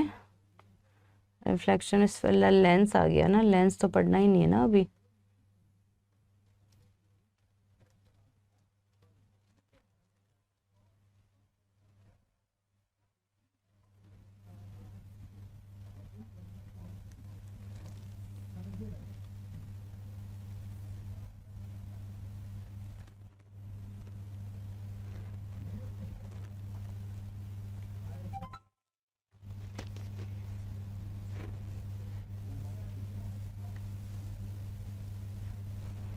ये लो, यहाँ क्या लिखा हुआ है, यहाँ पर लिखा है यूजेस ऑफ कॉनकेव मिरर, है ना। हम किसके बारे में बात कर रहे हैं, हम कॉनकेव मिरर के बारे में बात कर रहे हैं। तो जब हम लोगों ने कॉनकेव मिरर के बारे में बात की, तो concave mirrors are the commonly used in torch, search lights and the vehicle headlights to get the powerful parallel beams of light. They are often used to the shaving mirror to see a large image of the face. The dentist used concave mirror to see large image of the teeth of patients. है ना. Large concave mirror used to concentrate light to, दिख ही नहीं रहा इधर से, तो produced heat in solar, है ना. तो आप लोगों ने सोलर भट्टियों वगैरह के अंदर तो देखा ही होगा. ठीक है, तो ये वाली चीज आप लोगों को समझ में आ गई. बताओ, देखिए फटाफट से. परछाई नहीं बनती. परछाई बनने के लिए लाइट इस एंगल में रखी जाती है. लाइट इस एंगल में रखी जाती है ना. जिस एंगल के अंदर आपको जो है वो चारों तरफ से अगर लाइट आ रही तो परछाई बनेगी क्यों? तो वो लाइटिंग का असर है. ऐसे ऐसे नहीं है कि कौन सी लाइट होती है कि परछाई तो सब में बनेगी ना. लाइट काम ही वही करता है. अननोन, बताओ, देखिए बात समझ में आ गई क्या? फटाफट से बता दो. तो ये वाली चीज आप लोगों को पहले तो सबसे पहले ध्यान रखनी है. अब इसके बाद में हम लोग बात करते हैं कि कॉन्वेक्स में कैसे काम करता है. कॉन्वेक्स में कोई चीज जो है वो किस तरह से काम करेगी. आकाश पढ़ लें अभी. लाइट समझ आया अभी तक? कॉनकेव समझ आ गया क्या? एक बार बता दो फटाफट से. कॉनकेव समझ आ गया क्या? एक बार बता दो फटाफट से. तो क्या आप ये कह सकते हो कि कॉनकेव जो होता है, यानी कि आपका अवतल जो दर्पण होता है, उसके अंदर इमेजेस बड़ी बनती है जैसे जैसे ऑब्जेक्ट जो है वो दर्पण के पास में लाया जाएगा. और इमेज तो बड़ी बनती ही बनती है ना, इमेज तो बड़ी बनती ही बनती है और इमेज के साथ साथ में वो रियल भी होती है ना। लेकिन आखिरी वाला केस ऐसा था, उसमें वर्चुअल थी, बाकी सब में रियल थी, और जैसे जैसे पास में आते हैं वैसे वैसे साइज भी इंक्रीज होने लगता है। अब इसके बाद में नेक्स्ट चीज की बात करते हैं। अब हम बात करते हैं कॉन्वेक्स को लेकर। कॉन्वेक्स के अंदर हमें पता है कि भैया पोल तो यहाँ पर है ना, एफ यहाँ पर है और सेंटर ऑफ कर्वेचर यहाँ पर है, लेकिन आपको ये तो ध्यान रखना होगा कि ऑब्जेक्ट जो है वो कहीं यहाँ पर होगा।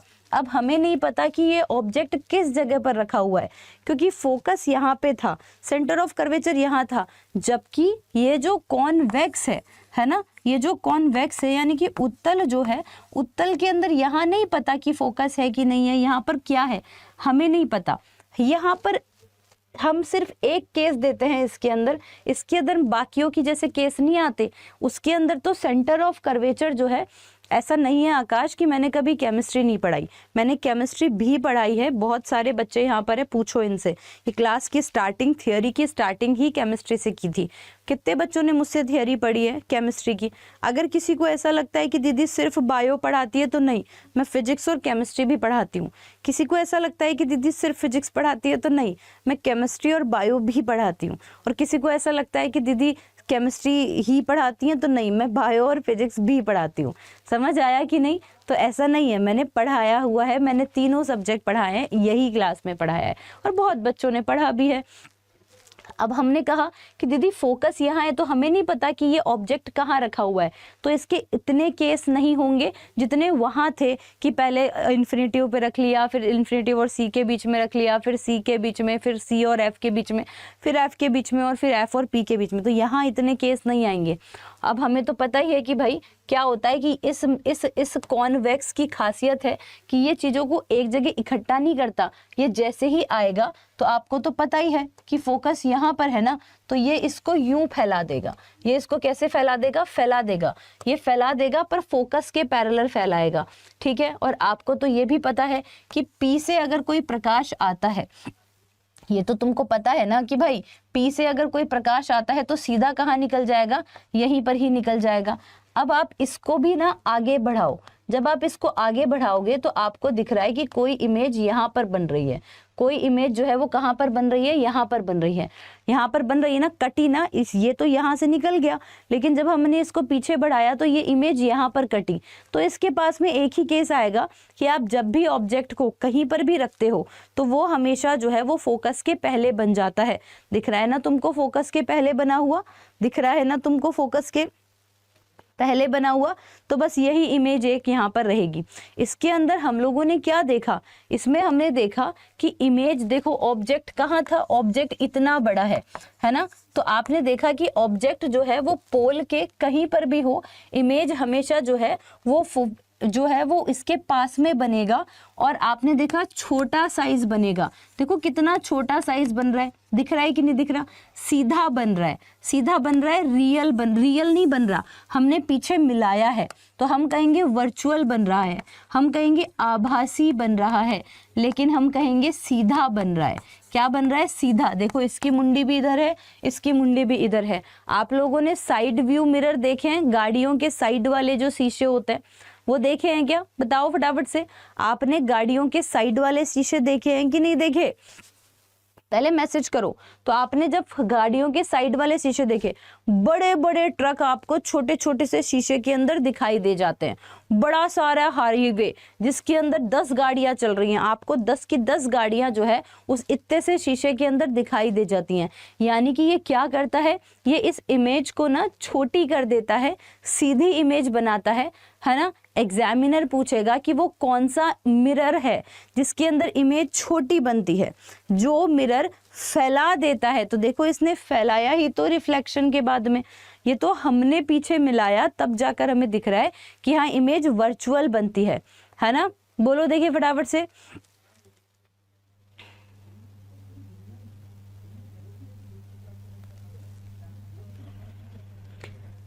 कोई बात नहीं नवाब जी, अब कॉपी पेस्ट मत करो, आ गई बात समझ में। तो देखो जैसे वहां पर इतने केस थे, यहाँ पर इतने केस जो है वो नहीं होते। ये वाली चीज आपको यहाँ पर ध्यान रखनी है। सीधी सिंपल सी बात आप लोगों को यहाँ पर ध्यान रखनी है। अगर आप कॉन्वेक्स के यूज देखना चाहते हो तो आप कॉन्वेक्स के यूज देख सकते हो कि convex mirror are commonly use to rear view यानी wing mirror in vehicles.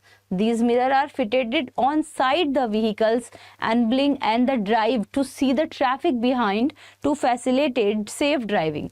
Convex mirror are perfect because they are always given an erect है ना and diminished image, so they have the wide field of view as the curve the outwards है ना। Concave mirror enable to drive the view much larger area as possible with the plane mirror.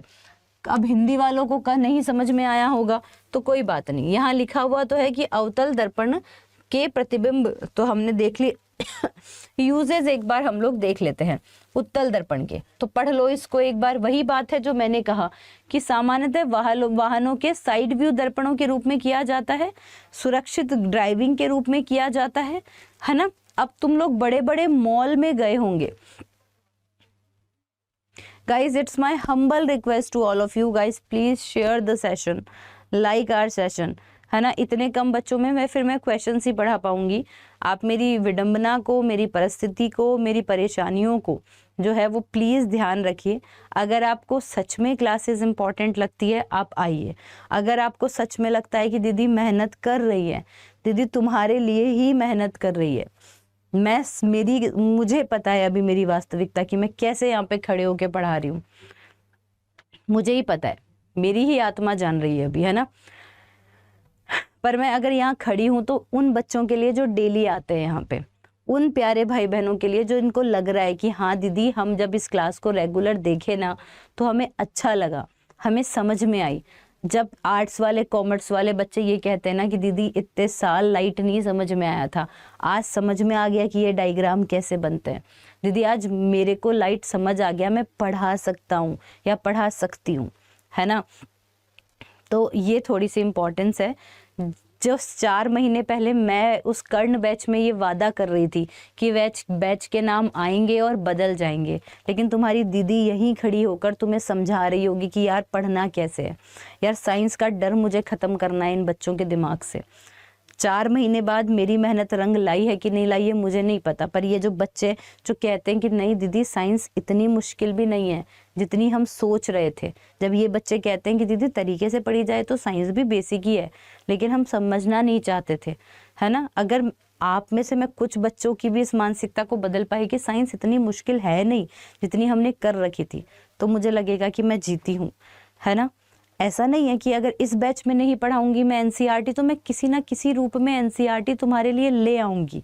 इस बात पे तो तुम्हें विश्वास है ना कि किसी ना किसी रूप में दीदी एनसीईआरटी ले आएगी, और वो मैं बता भी दूंगी। अगर इस बैच में अगर मेरे देखो मैं कोशिश तो करूंगी, अगर इस बैच में मैं नहीं भी पढ़ा पाई ना अगर एनसीईआरटी तो मैं किसी ना किसी रूप में तुम्हें एनसीईआरटी कहीं ना कहीं किसी ना किसी बैच में लाकर पढ़ा दूंगी।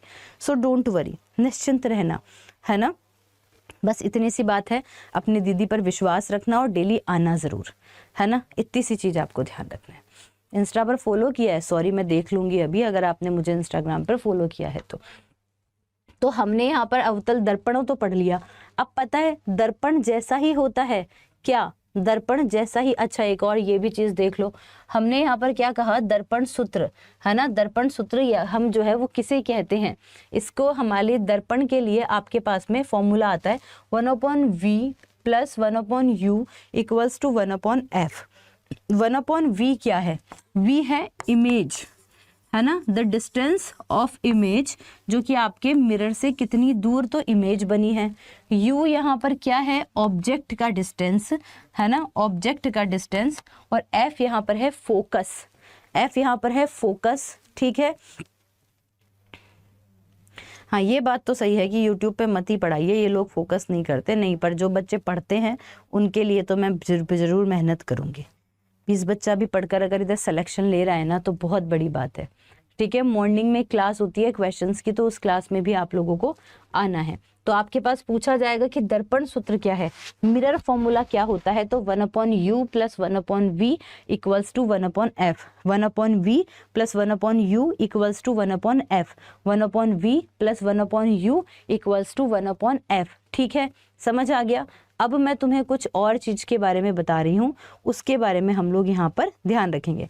देखो एक क्वेश्चन आपसे पूछा है, बहुत ही बेसिक सी बात पूछिए कि ऑटोमोबाइल में पीछे का दृश्य देखने के लिए उत्तल दर्पण की वक्रता तिरजा यानी कि आप लोगों को रेडियस दे दी, और रेडियस दे दी 3.3 दे दी मीटर, और इसमें जो है वो दर्पण से यानी मिरर से इतनी दूरी पर स्थित है। क्या दर्पण से? बस तो ऑब्जेक्ट हो गया, और ऑब्जेक्ट हो गया अगर तो ऑब्जेक्ट आपको यू दे दिया, और आपसे पूछा है कि साइज। अब देखो आपसे यहाँ पर जो है वो क्या बोला है, उत्तल दर्पण बोला है।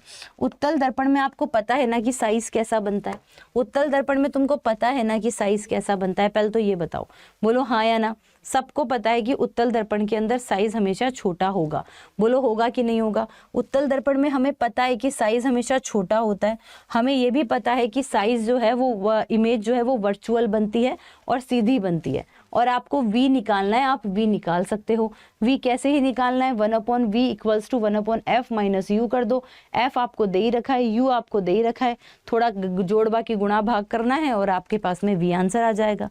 आपको v पूछा है, f दे दिया और u दे दिया। फॉर्मूला था 1/v plus 1/u equals to 1/f। 1/v बाहर निकाल लोगे तो फॉर्मूला हो जाएगा 1/f माइनस 1/u। सिंपल। उत्तल दर्पण दे रखा है, हमें पता है ना कि उसमें साइज छोटी होती है, हमें पता है कि उसमें वर्चुअल इमेज बनेगी, तो आप कर सकते हैं। इसमें किसी प्रकार की कोई दुविधा, किसी प्रकार की कोई परेशानी जैसी चीज तो मुझे यहाँ पर दिख नहीं रही है ना।